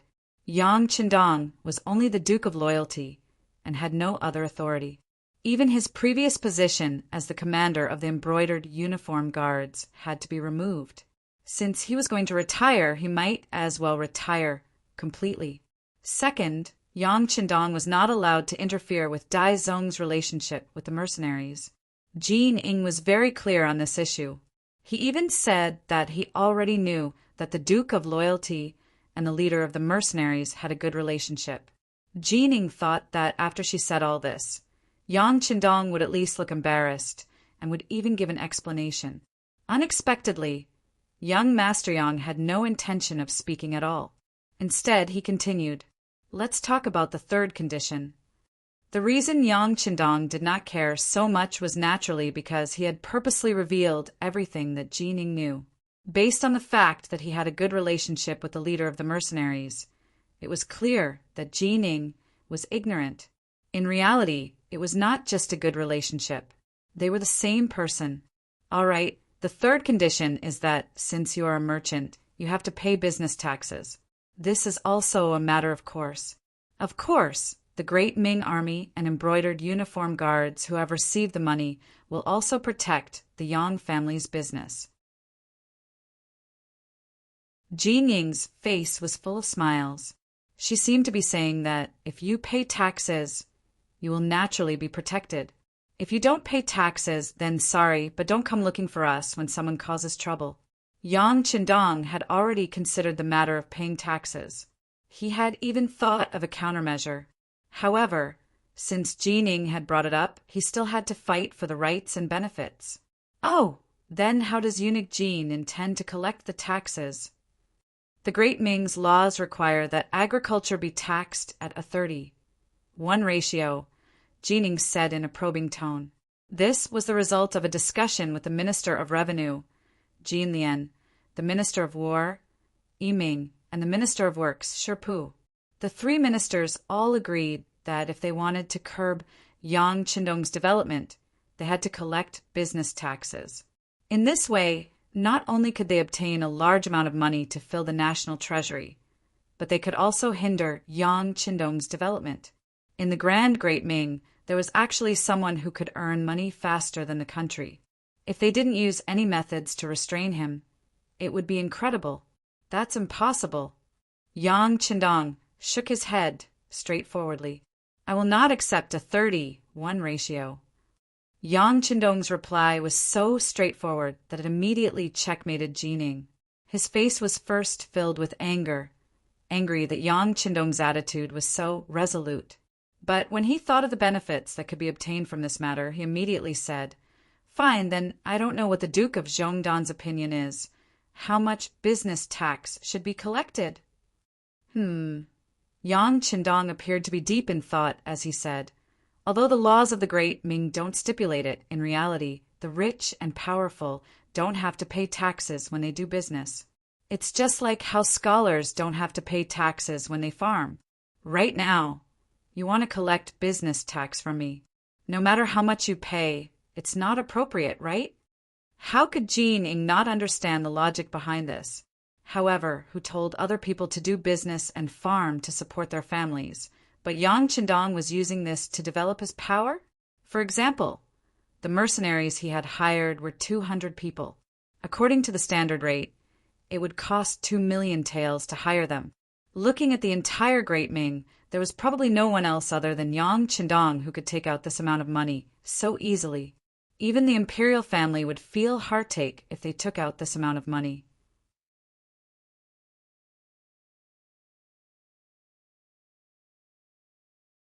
Chapter 220. Since he had made his business so big, what was the big deal about collecting a little tax? It's not the same. Jin Ing said aggrieved. How is it different? Yang Qindong didn't seem to notice Jin Ing's aggrieved expression. Instead, he fiercely retorted, "Could it be that because this guild is making money, you want to collect taxes from me? Could it be that because I did so much to protect the capital, you want to collect taxes from me? If that's the case, there's no way you can justify it, right? Then I, Yang Bao, have no choice but to ask the people of the world, where is justice?" Where was Yang Bao's justice? Jin Ying's entire body trembled, his expression ugly. Only now did he realize that Wang Zhen still had a powerful tool in his hands. Normally, even if the emperor's decree was announced to the world, it would still take time for the common people to learn of it. But Yang Bao was different. Wherever it appeared, the things recorded in it would quickly become known to all. He had even heard that in some places, when the local government had some rules, they would even use Yang Bao to spread the news. From this, one could see just how great his influence was. At this moment, Jin Ing was inwardly cursing Wang Zhen for being a pig. How could he have made Yang Bao legal back then? Now the drawbacks had appeared. Alas, Wang Zhen was already a dead man. Cursing him now had no effect. It was better to think about how to resolve the matter at hand. In any case, he couldn't allow Yang Qindong to speak of the grievances and unfair treatment he had suffered. Otherwise, it would be a major blow to Dai Zong's image. Duke of loyalty and courage? Then what do you think should be done? This duke doesn't ask for anything else. You can deal with the business tax as you see fit. Even if it's 20 to 10, 10 to 1, Marquis will accept it. After all, this is for the sake of the country. But there is one condition that must be fair, and that is that this duke's business must be taxed, as well as other merchants and nobles. Otherwise, don't blame me for falling out with you. Yang Qindong kept saying that he was willing to pay an enormous price for the sake of the country, but his last request left Jin Ing in a difficult spot. Yang Qindong was asking for fairness, and there was nothing wrong with this. However, if he really did that, he would offend countless influential people. In the past, when Ing Zong was here, he only said that he wanted to collect taxes, but he never carried it out. What's wrong? Now that you've taken the throne and won the battle to defend the capital, you want to make an example out of the nobles and merchants? Isn't this a little too quick to get rid of the donkey the moment it outlived its usefulness? He thought that if he really took 30 to 1, he would lose the support of the people very quickly. Who knows how many people would go to Nanjing to seek refuge with Ing Zong? This was not an outcome he wanted to see. However, they had no choice but to collect taxes. Originally, a country was divided into two, so the taxes would naturally be reduced by half. If they didn't think of other ways, once there was an emergency, it would be hard to say if there would be enough money to deal with it. Since they had to collect taxes, they could only think of a way based on the ratio. Jin Ing had originally believed that he could use this to suppress Yang Qindong, but who would have expected that he would end up shooting himself in the foot? He could only reply with an unsightly expression. Fine, We'll do as the Duke of Loyalty says. Everyone who does business must pay taxes, whether they're merchants or nobles. As for the tax rate, why don't we set it at 100 to 1? 100 to 1. This was indeed a very low rate. This was also because the resumption of the business tax required a buffer. But in reality, this was not a very low rate for merchants. Merchants valued profit, and this sort of action of plundering them would most assuredly arouse the opposition of many. But at this moment, Ming did not have the time to consider such things. He only knew that if he did not reach an agreement with Yang Qindong, it would be even more difficult to raise the issue of collecting taxes in the future. Well said, well said. We'll do as Eunuch Jean says. As long as the other merchants pay the same taxes, I have no objections. Yang Qindong regained his smile, giving off the impression that he was very magnanimous. But Jing knew very well that this was just for show. This was because once the matter became related to all the merchants in the world, it would be impossible to raise the taxes even if they wanted to. Jing finally left, looking a little disheveled as he left. Although Yang Qindong was not even 20 years old, he gave Jing the impression that he was a little fox. It was as if this person knew how to read and already knew what he was going to say. He had already prepared countless countermeasures. He was really worried that if he continued to stay here, he would accidentally fall into the other party's trap and would have to pay a certain price. Fortunately, the trip to Yangjia village was not completely fruitless. Putting aside the agreement he had reached with Yang Qindong, when he left the village, Jing saw Lung Song, the leader of the mercenaries, waiting by the roadside. When he saw Lung Song standing by the roadside in his camouflage uniform, Jing hurriedly stopped the sedan and welcomed him with a joyful expression. Oh, it's Leader Lung. I didn't know you were waiting here. I've kept you waiting. It's fine. Lung Song said expressionlessly, I've been waiting here for Eunuch Jean to fulfill my promise with you. Now that the war is over, when will the 1,000,000 tons of copper and iron that Emperor Ming promised be delivered? I've already prepared the advanced firearms that you requested.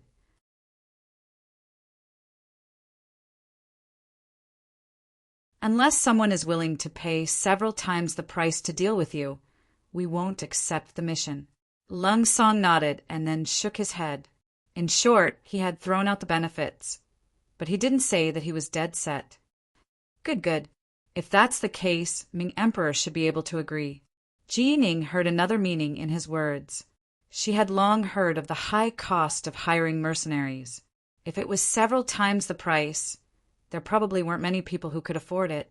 With these conditions, it shouldn't be difficult to convince Zhu Qiyu. Your Ming Emperor should have agreed. Once Walla does business with us, their focus might shift. At that time, I'm afraid they won't have any designs on the Great Ming. Lung Song nodded as if he was giving her advice. Yes.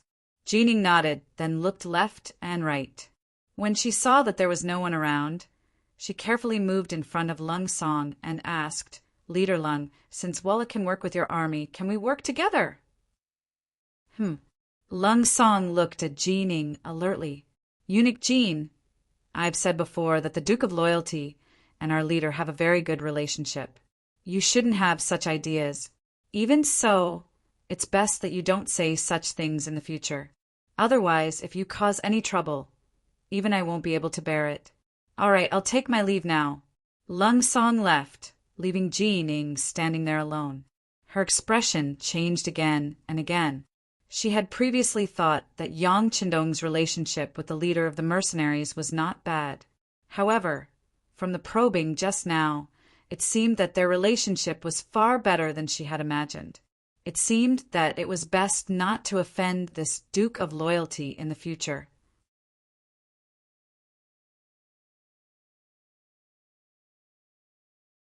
Chapter 221.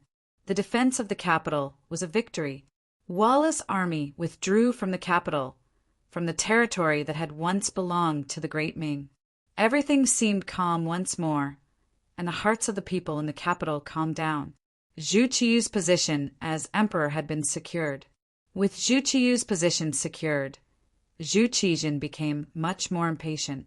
In the imperial palace of Nanjing, with Zhu Qijin's entrance, the palace was filled with eunuchs and palace maids, and it was bustling with activity. Moreover, Nanjing had originally been the capital of the Ming dynasty, so it had been extremely prosperous, allowing the southern imperial court of the Great Ming to quickly establish itself. Many officials who had come from the capital were placed in important positions, and with the 6 bureaus in Nanjing, it didn't take long for the various departments to begin their normal operations. But Zhu Qijin was not satisfied with all this, because he had just received news from the embroidered uniform guard. With Yang Qindong's intervention, the defense of the capital had been won, and Tile had retreated, allowing the Great Ming to once more return to peace. When Walla's army had approached the capital, many officials had analyzed that Zhu Qiyu would find it very difficult to defend the capital with the soldiers he had. And once the capital fell, Zhu Qiyu, the new emperor, would have nowhere to go, and the officials who followed him would naturally fall apart. Thus, it would be time for Zhu Qijin to unify the world. At that time, he would immediately head north. If he could defeat Tile's army and take back the capital of the Great Ming dynasty, he would be able to completely erase the humiliation of Tu Mu's defeat. He might even become a famous sovereign of his generation. But before this dream could even begin, it was already over. When he learned that the capital had been saved and that Walla had retreated, Zhu Qijin felt a suffocating feeling in his heart that made him extremely uncomfortable. Your Majesty, Chao Jixiang, the head eunuch of the ceremony directorate, who was gradually grasping power and even replacing Wang Zhen, saw that Emperor Ying's complexion was extremely unsightly and softly asked, This call brought Zhu Qijin's mind back to reality, and when he saw that it was Chao Jixiang who had called him, he couldn't help but ask, Does Great Companion have something to say? Zhu Qijin addressed Chao Jixiang as grand partner, just like how he addressed Wang Zhen as Mr. It had to be said that a leopard couldn't change its spots. In the Battle of Tumu Fortress, he was implicated by Wang Zhen and suffered a lot. If it wasn't for Yang Qindong's timely intervention, he would have become a captive. However, after he became the emperor again, he still put the eunuchs around him in important positions. Perhaps he was used to it. Perhaps this was the rule of the Ming dynasty. Only by using eunuchs in important positions could the emperor enjoy the right to speak. Your Majesty, the Count of Loyalty, played an important role in the defense of the capital, and his appearance ruined Your Majesty's plans. Your Majesty, do you want this subject to send someone to the capital? As long as something happens to him and the news is sent to the Walla, it probably won't be long before they attack the border again, and Your Majesty's chance will come. Chao Jixiang had not forgotten the humiliation he had received from the Yang family guards outside the Yang family manor. He had been looking for an opportunity to take revenge. Zhu Qijin was really moved for a moment. His wish was to reunite the Great Ming dynasty, and Yang Qindong had undoubtedly become a strong wall blocking his dream. If something happened to this person, the situation would probably change very quickly. In this way, his chance might really appear. His heart was moved, but he concluded that last time he only listened to Wang Zhen and did not listen to the words of the officials. This time, Zhu Qijin learned his lesson and did not immediately express his opinion. He only nodded and said, How about this? Call the Minister of War, Kuang Yi. I have something to ask him. Yes. Chao Jixiang knew that the emperor had listened to his words. He must have called Kuang Yi to ask about the feasibility of the matter. After he agreed, he turned and walked out. He personally went to Kuang Ye's residence to pass on the decree. Although the new palace had just been built, there were many eunuchs who followed Chao Jixiang to Nanjing. At least, things like passing on the decree did not require the head eunuch to do it personally. However, Chao Jixiang still came. When he appeared in Kuang Ye's residence, the Minister of War was really shocked. Minister Kuang, the emperor has summoned you to the palace. He has something to ask you, please. After seeing Kuang Yi, Chao Jixiang tried his best to show an acceptable smile. Ever since Wang Zhen's incident, Kuang Yi and the other important officials, especially those who had survived the Timur rebellion, had always hated eunuchs. This time, when they saw Chao Jixiang personally come to pass on the decree, they were also unhappy. However, since the emperor had a decree they had to obey, he changed into an official's robe and followed Chao Jixiang and the others out of Kuang Ye's residence. However, just as they left the residence, Chao Jixiang changed his expression and walked up to them and said in a low voice, "Minister Kuang, this time the emperor wants to ask about the matter of Count Zhongdan Yang Qindong. This eunuch suggests to the emperor to get rid of this person and cut off one of Prince Cheng's arms. Minister Kuang, please be careful with your words." After saying this, Chao Jixiang turned and walked into his palanquin. He had already reminded Kuang Yi, and he believed that Kuang Yi would know what to say. He left Kuang Yi alone in his palanquin and thought about the cause and effect of this matter with a grave expression. Yang Qindong had saved Kuang Ye's life.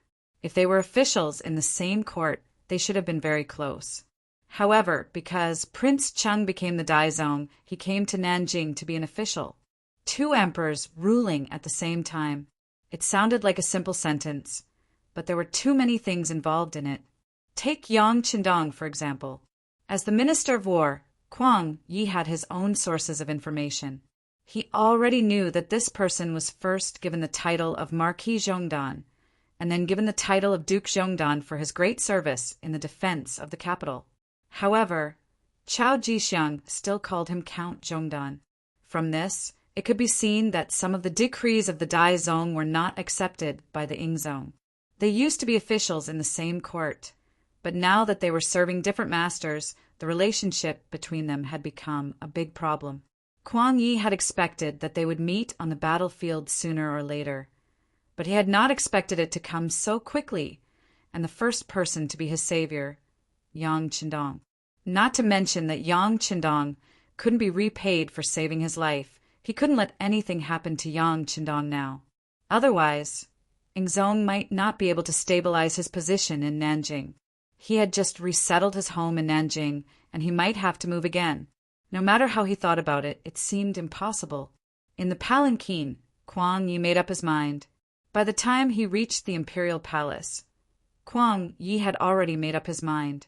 After entering the palace and seeing the Ingzong, he first kneeled and bowed before slowly getting up. "Beloved official Kuang, you should have heard that we won the defense of the capital. Right now, the capital must be very lively, and everyone should be celebrating." As soon as he saw Kuang Yi, Ingzong's face showed a sorrowful expression. He seemed to remember the scene where everyone escaped from the Tumu castle under the protection of Yang Qindong and the mercenaries he hired. Yes, the Duke of Zhongdan blocked the entrance of the Walla and guarded the northern gate of the great Ming dynasty, giving us more time to recruit, and manage the soldiers. It is a blessing for the country. Kuang Yi said these high-sounding words while paying attention to Zhu Qizhen's expression. Hearing Kuang Yi praise Yang Qindong like this, Zhu Qizhen's face showed a trace of displeasure. "The Duke of Zhongdan saved the emperor and is an important official that I rely on. But why did he stay in the capital in the north and not come back? Now he helped King Yu block the Walla and made his name known all over the world. Isn't this going against me? Because of this, someone advised me to invite the Duke of Zhongdan to Nanjing. If he doesn't agree, we can use extreme measures." Beloved official Kuang, what do you think? When he asked this question, Zhu Qizhen's eyes shone with a cold light, as if he wanted to see through Kuang Ye's heart at this moment. Fortunately, Kuang Yi was prepared. After hearing Zhu Qizhen's words, he did not panic. Instead, he pretended to be deep in thought, first nodding and then shaking his head. "Beloved official, what do you mean?" Seeing Kuang Yi nod and shake his head, Zhu Qizhen was confused for a moment. "Your Majesty, in this official's view, it is not impossible to invite the Duke of Zhongdan to Nanjing, but I'm afraid that he won't be willing to come." the immortal abode, heaven beyond heaven. And I heard that King Yu promised him to set up a bank of the Yang clan in the capital. With so many transactions, I really don't dare to think that he'll give them up. As for forcing him to come, haha, I'm afraid that the embroidered uniform guards and the Eastern faction guards won't be able to do it. Your Majesty, please don't forget that the Duke of Zhongdan has the world's most elite mercenaries at his side. If this is done, and it doesn't happen in the end, it will be equivalent to offending the Duke of Zhongdan. This official asks Your Majesty, are you ready to fall out with King Yu now? As soon as Kuang Yi opened his mouth, he suddenly asked a few questions, which stunned Zhu Qijin.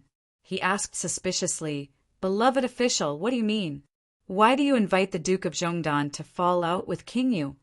Seeing that Zhu Qijin began to follow his train of thought, Kuang Yi pretended to be very excited and said, Your Majesty, think about it.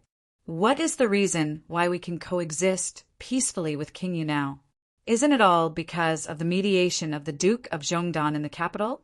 If something happens to him, there will be no barrier between us and King Yu. Now that the Walla has retreated, King Yu may gather all his forces to deal with us. Even now, the surrounding guards are not all controlled by us. As the Minister of War, this official does not dare to tell Your Majesty that the number of troops we can fight now is less than 50,000. According to the information he had received, 80,000 soldiers from the Bureau of Imperial Guards had been dispatched to the capital to rescue the emperor. If these people suddenly turn around and attack Nanjing, this official can't guarantee that we can win the battle.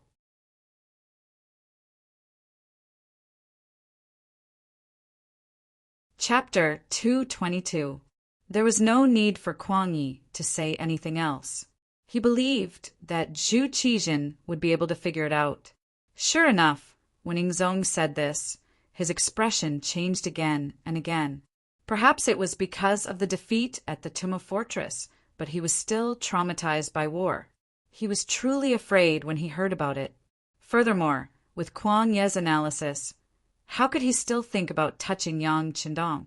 Not only that, he also had to ensure the safety of this person so that he could act as a barrier between him and King Yu. Good. I will remember Minister Kuang's words. It was I who did not think it through. Zhu Qijin seemed like a completely different person. He was completely different from the emperor who had a murderous look in his eyes. Seeing this, Kuang Yi finally calmed down. This time, not only did he want to repay Yang Qindong for saving his life, he also did not have the confidence to do anything to this loyal duke.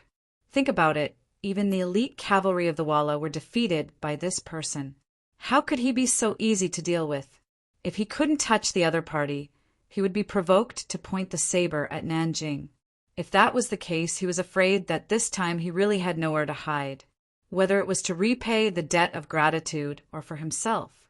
Kuang Ye's words completely dispelled Zhu Qijin's thoughts about Yang Qindong. At this moment, Yang Qindong in the capital did not know that someone wanted to kill him. Of course, even if he knew, he might not care. With Lung Feng and the others in charge of his safety, he did not take any assassination seriously. 4 days had passed since the Walla retreated. Today was the day that the mercenaries retreated.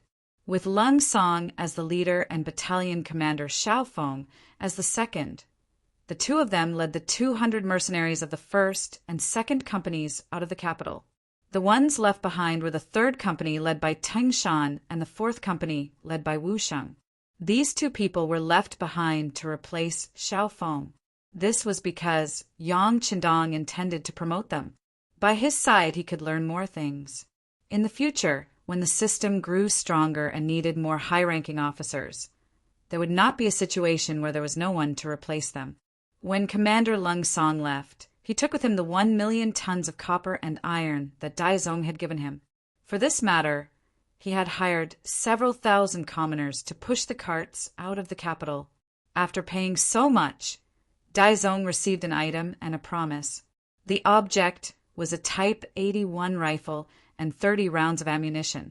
The promise was a guarantee that the mercenaries would not easily attack Daizong. After paying so much, all he got in return was a gun and a guarantee.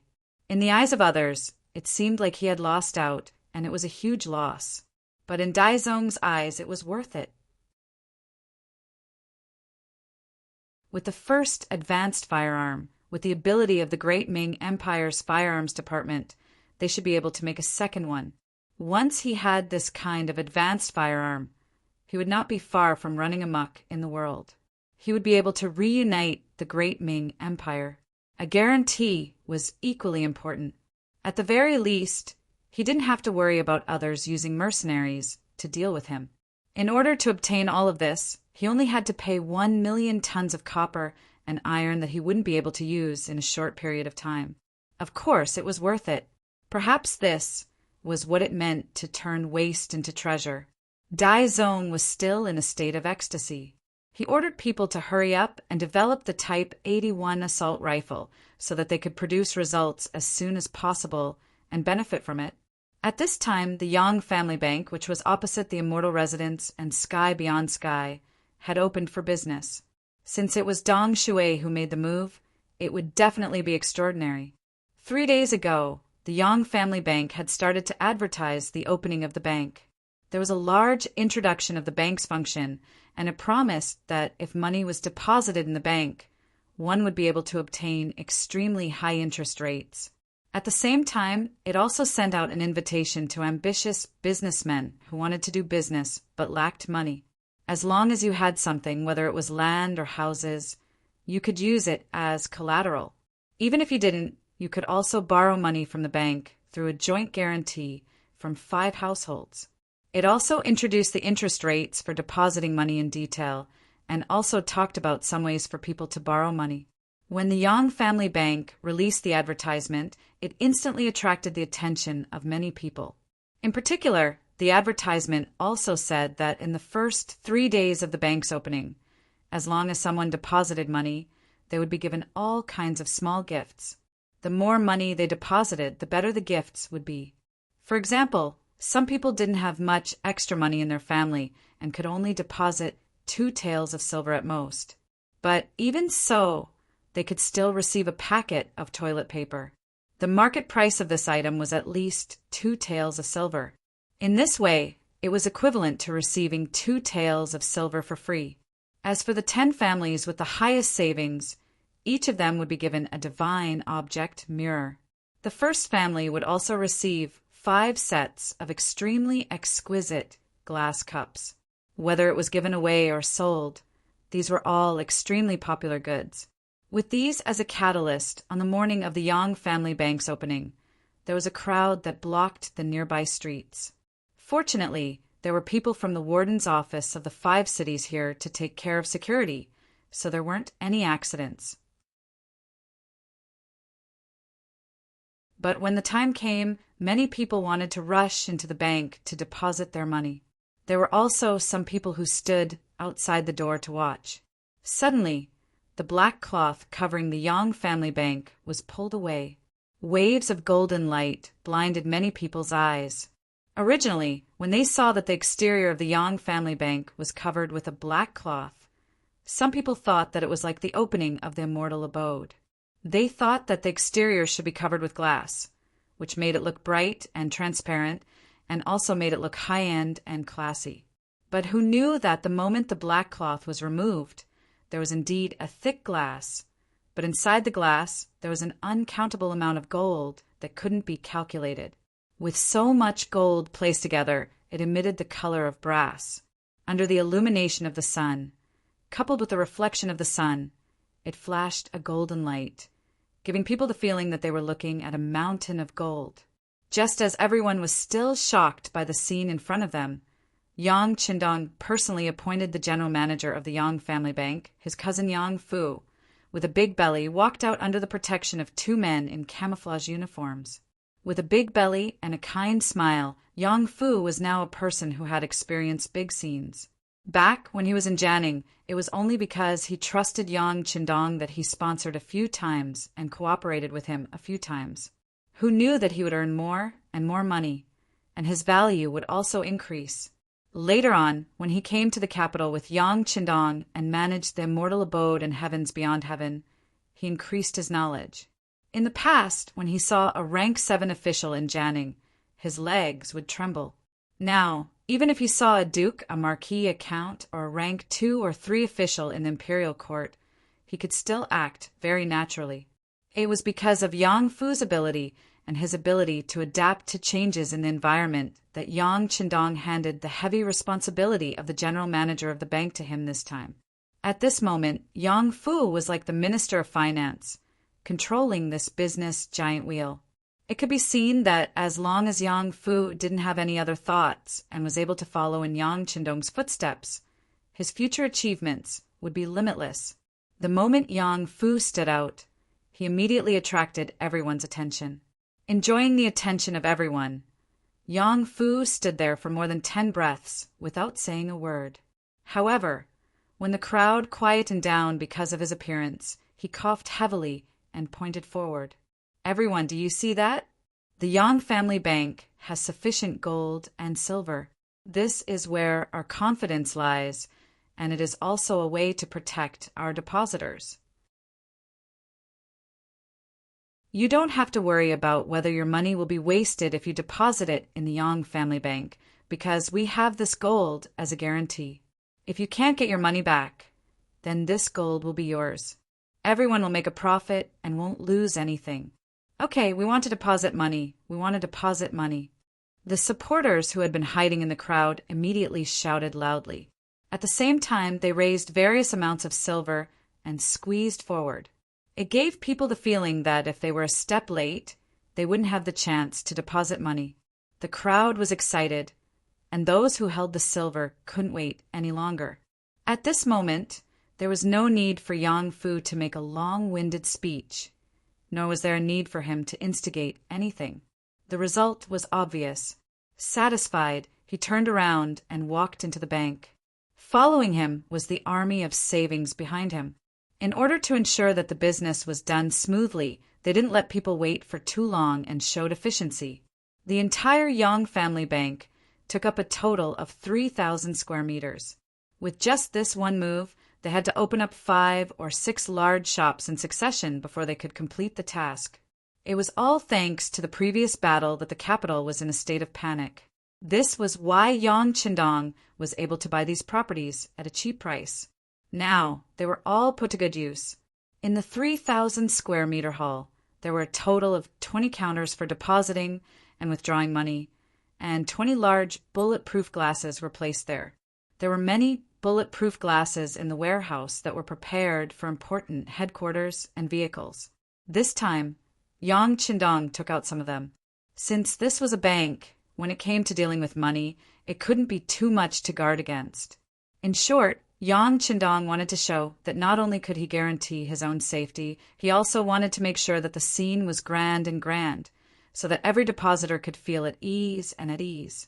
The red ropes leading to the 20 counters had been tied in advance to ensure that each passage was orderly, and there were enough drinks on the side of the passage. Although the ingredients were far inferior to those sold in the immortal abode, this was still the first time the common folk had tasted something so good. For a moment, the demand for the drinks couldn't meet the demand. The hall was bustling with activity, with people coming and going. However many people went out, they would let in as many people as they wanted to, so that there would always be at least 500 customers in the hall. But even the depositors who had deposited money left empty-handed. It seemed extremely relaxed, but at the very least it was completely different from when they had arrived with money in their hands and arms.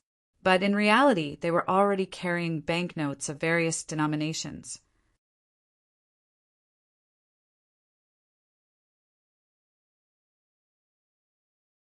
Chapter 223.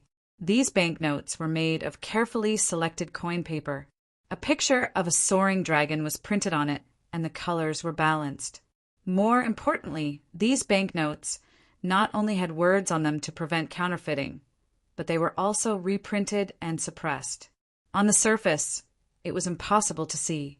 Only when one touched it with their hands could they feel the uneven existence. And all of this was made by Yang Qindong, who first found a lot of materials in the large warehouse. Then he gave them to the munitions factory and printing factory in Chichen City to jointly produce good things. Many of the processes could not be done by one person, so it was equivalent to an additional safe process. In addition, some of the processes were only available in the large warehouse. As a result, it was impossible for others to forge them. And Yang Qindong firmly believed that with his arrival and the advanced knowledge he brought, science would develop step by step. The gap between the current level of science and technology would only grow bigger and bigger. It would be even harder for others to find an opportunity to catch up and surpass. There were free drinks to drink, free gifts to receive, and countless amounts of gold as guarantees. In addition to the light and simple banknotes, the Yang family bank became popular on the first day. It opened until the sky turned dark, and when it had to be forced to close, it had already absorbed a total of 7 million taels of silver. The good news was quickly sent to the Yang family manor 15 li south of the city. Without the danger of war, the Duke of Loyalty, Yang Qindong, returned here. For him, it was more reassuring to not live in a territory controlled by others. Without the threat of war, Yang Qindong spent the past few days with Huyen and Xiao Yin in addition to dealing with his daily work. In Huyen's words, Lu Lang was not young anymore. Her older brother and some of her friends had already become fathers when they were at his age. Since he had such a large family property, of course, he had to have enough people to carry on. So, after discussing with Xiao Yin, he pestered Yang Qindong every day when he was free, in order to give birth to the next generation as soon as possible. Yang Qindong really didn't understand. He was less than 20 years old. Why was he in such a hurry to have a child? His parents' bodies hadn't fully developed yet. What was the benefit of having a child in a hurry? Fortunately, Lady Shui and Lady Xiang were busy with their work. They were arranging the scene where the god of war Yang Qindong defeated the Walla's army. Besides, people who worked in the arts did not want to have children too early. Otherwise, their bodies would change. With 2 less people, Dong Shui could calmly deal with the 2 women. When Yang Si excitedly reported the good news of the 7 million yuan deposit in Yang Qindong's bank to his master, Yang Qindong, he was being fed dinner by Huyen and Xiao Yin. Yang Qindong was also shocked when he heard that the daily savings was 7 million taels. Haha, good. It looks like the people of the great Ming dynasty really are rich. How about this? We have to strike while the iron is hot. Notify everyone that in the future, anyone who uses banknotes in the immortal abode or realm beyond heaven will be able to enjoy a 5% discount. Yang Qindong was stunned for a moment, but quickly reacted. He decided to add fuel to the fire. It would be best if he could get all the money in the hands of the great Ming dynasty's people, merchants, and nobles. If everyone used banknotes, then without him, the great Ming dynasty's economy would be crippled. At that time, who would dare to touch him? Yang Si left. He was excited when he came, but he was also excited when he left.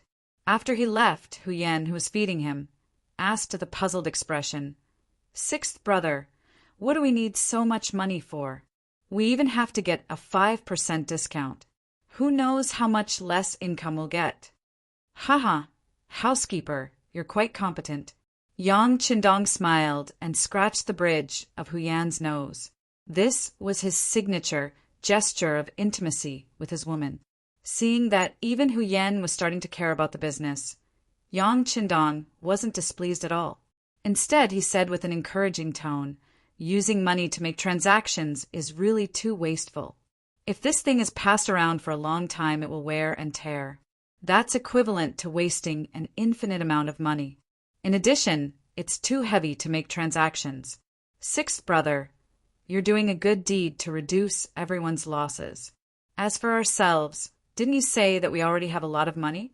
Doing something for the common people is something we should do." His words were dignified and righteous. Yang Qindong didn't explain that the difference in the price of silver and the quality of the silver would be the source of the profits for the Yang Bank. He also didn't say that he wanted to use this method to control the great Ming dynasty's economy. Although they were married, there were some things that he didn't want to hide from them. He was just afraid of scaring them. If he really told them about his ambition, it was possible for Huyen to faint from fright before he had enough strength or showed enough signs. Yang Qindong didn't want to scare his women and make them worry about him. All the pressure would be shouldered by himself. This was what a man should do. With Yang Qindong's decision, the news quickly spread the next day.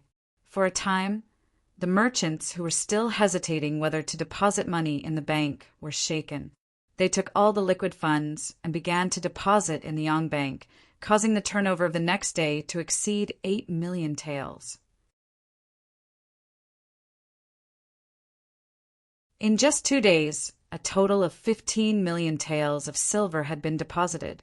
This was undoubtedly a major event that shook the world. Even the acting sect master, Zhu Qijin, was shocked by this. In fact, such a result wasn't unexpected. First, the people of the great Ming dynasty, who had just experienced the rule of Ren Xian, still had some money in their hands. Second, the business strategy and promotion were in place. Third, the discount was enough. In addition, the reputation of the East Marshal had always been very good.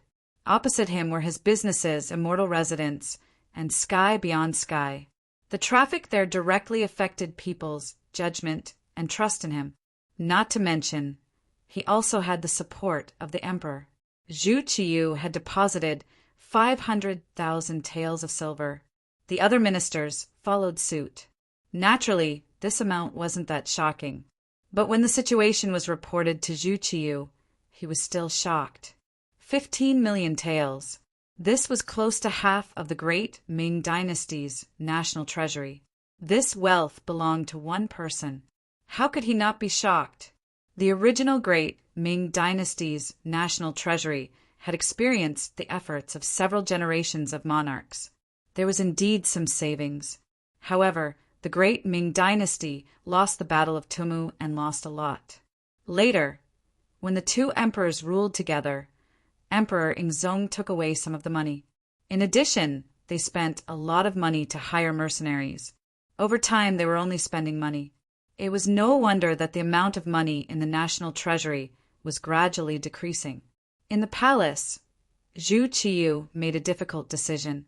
Notify the Ministry of Revenue to calculate and collect the business tax, disregarding everything else. Just how much money could they earn from the Yang clan's bank every year with a business tax of 100-1? With this as bait, Dai Zong couldn't help but be tempted. He had no choice but to use some methods. Although doing so would offend some merchants and nobles, and would even cause some people to be dissatisfied, this was the only way to replenish the national treasury. Jining knew what the consequences of the emperor's decision would be. But seeing how Yang Qindong was earning so much money, they couldn't just do nothing. The country had always relied on collecting taxes to survive, and this was a matter of course. Thus, they didn't raise any objections and went to the Ministry of Revenue to pass down the decree. As the new Minister of Revenue, Jin Lian had always wanted to make some achievements, but he had never had a suitable opportunity. Now that the business tax had appeared, he knew that his opportunity had come. He immediately led a group of subordinates and quickly came up with some regulations. In just a few days, the details of the business tax were announced in the capital.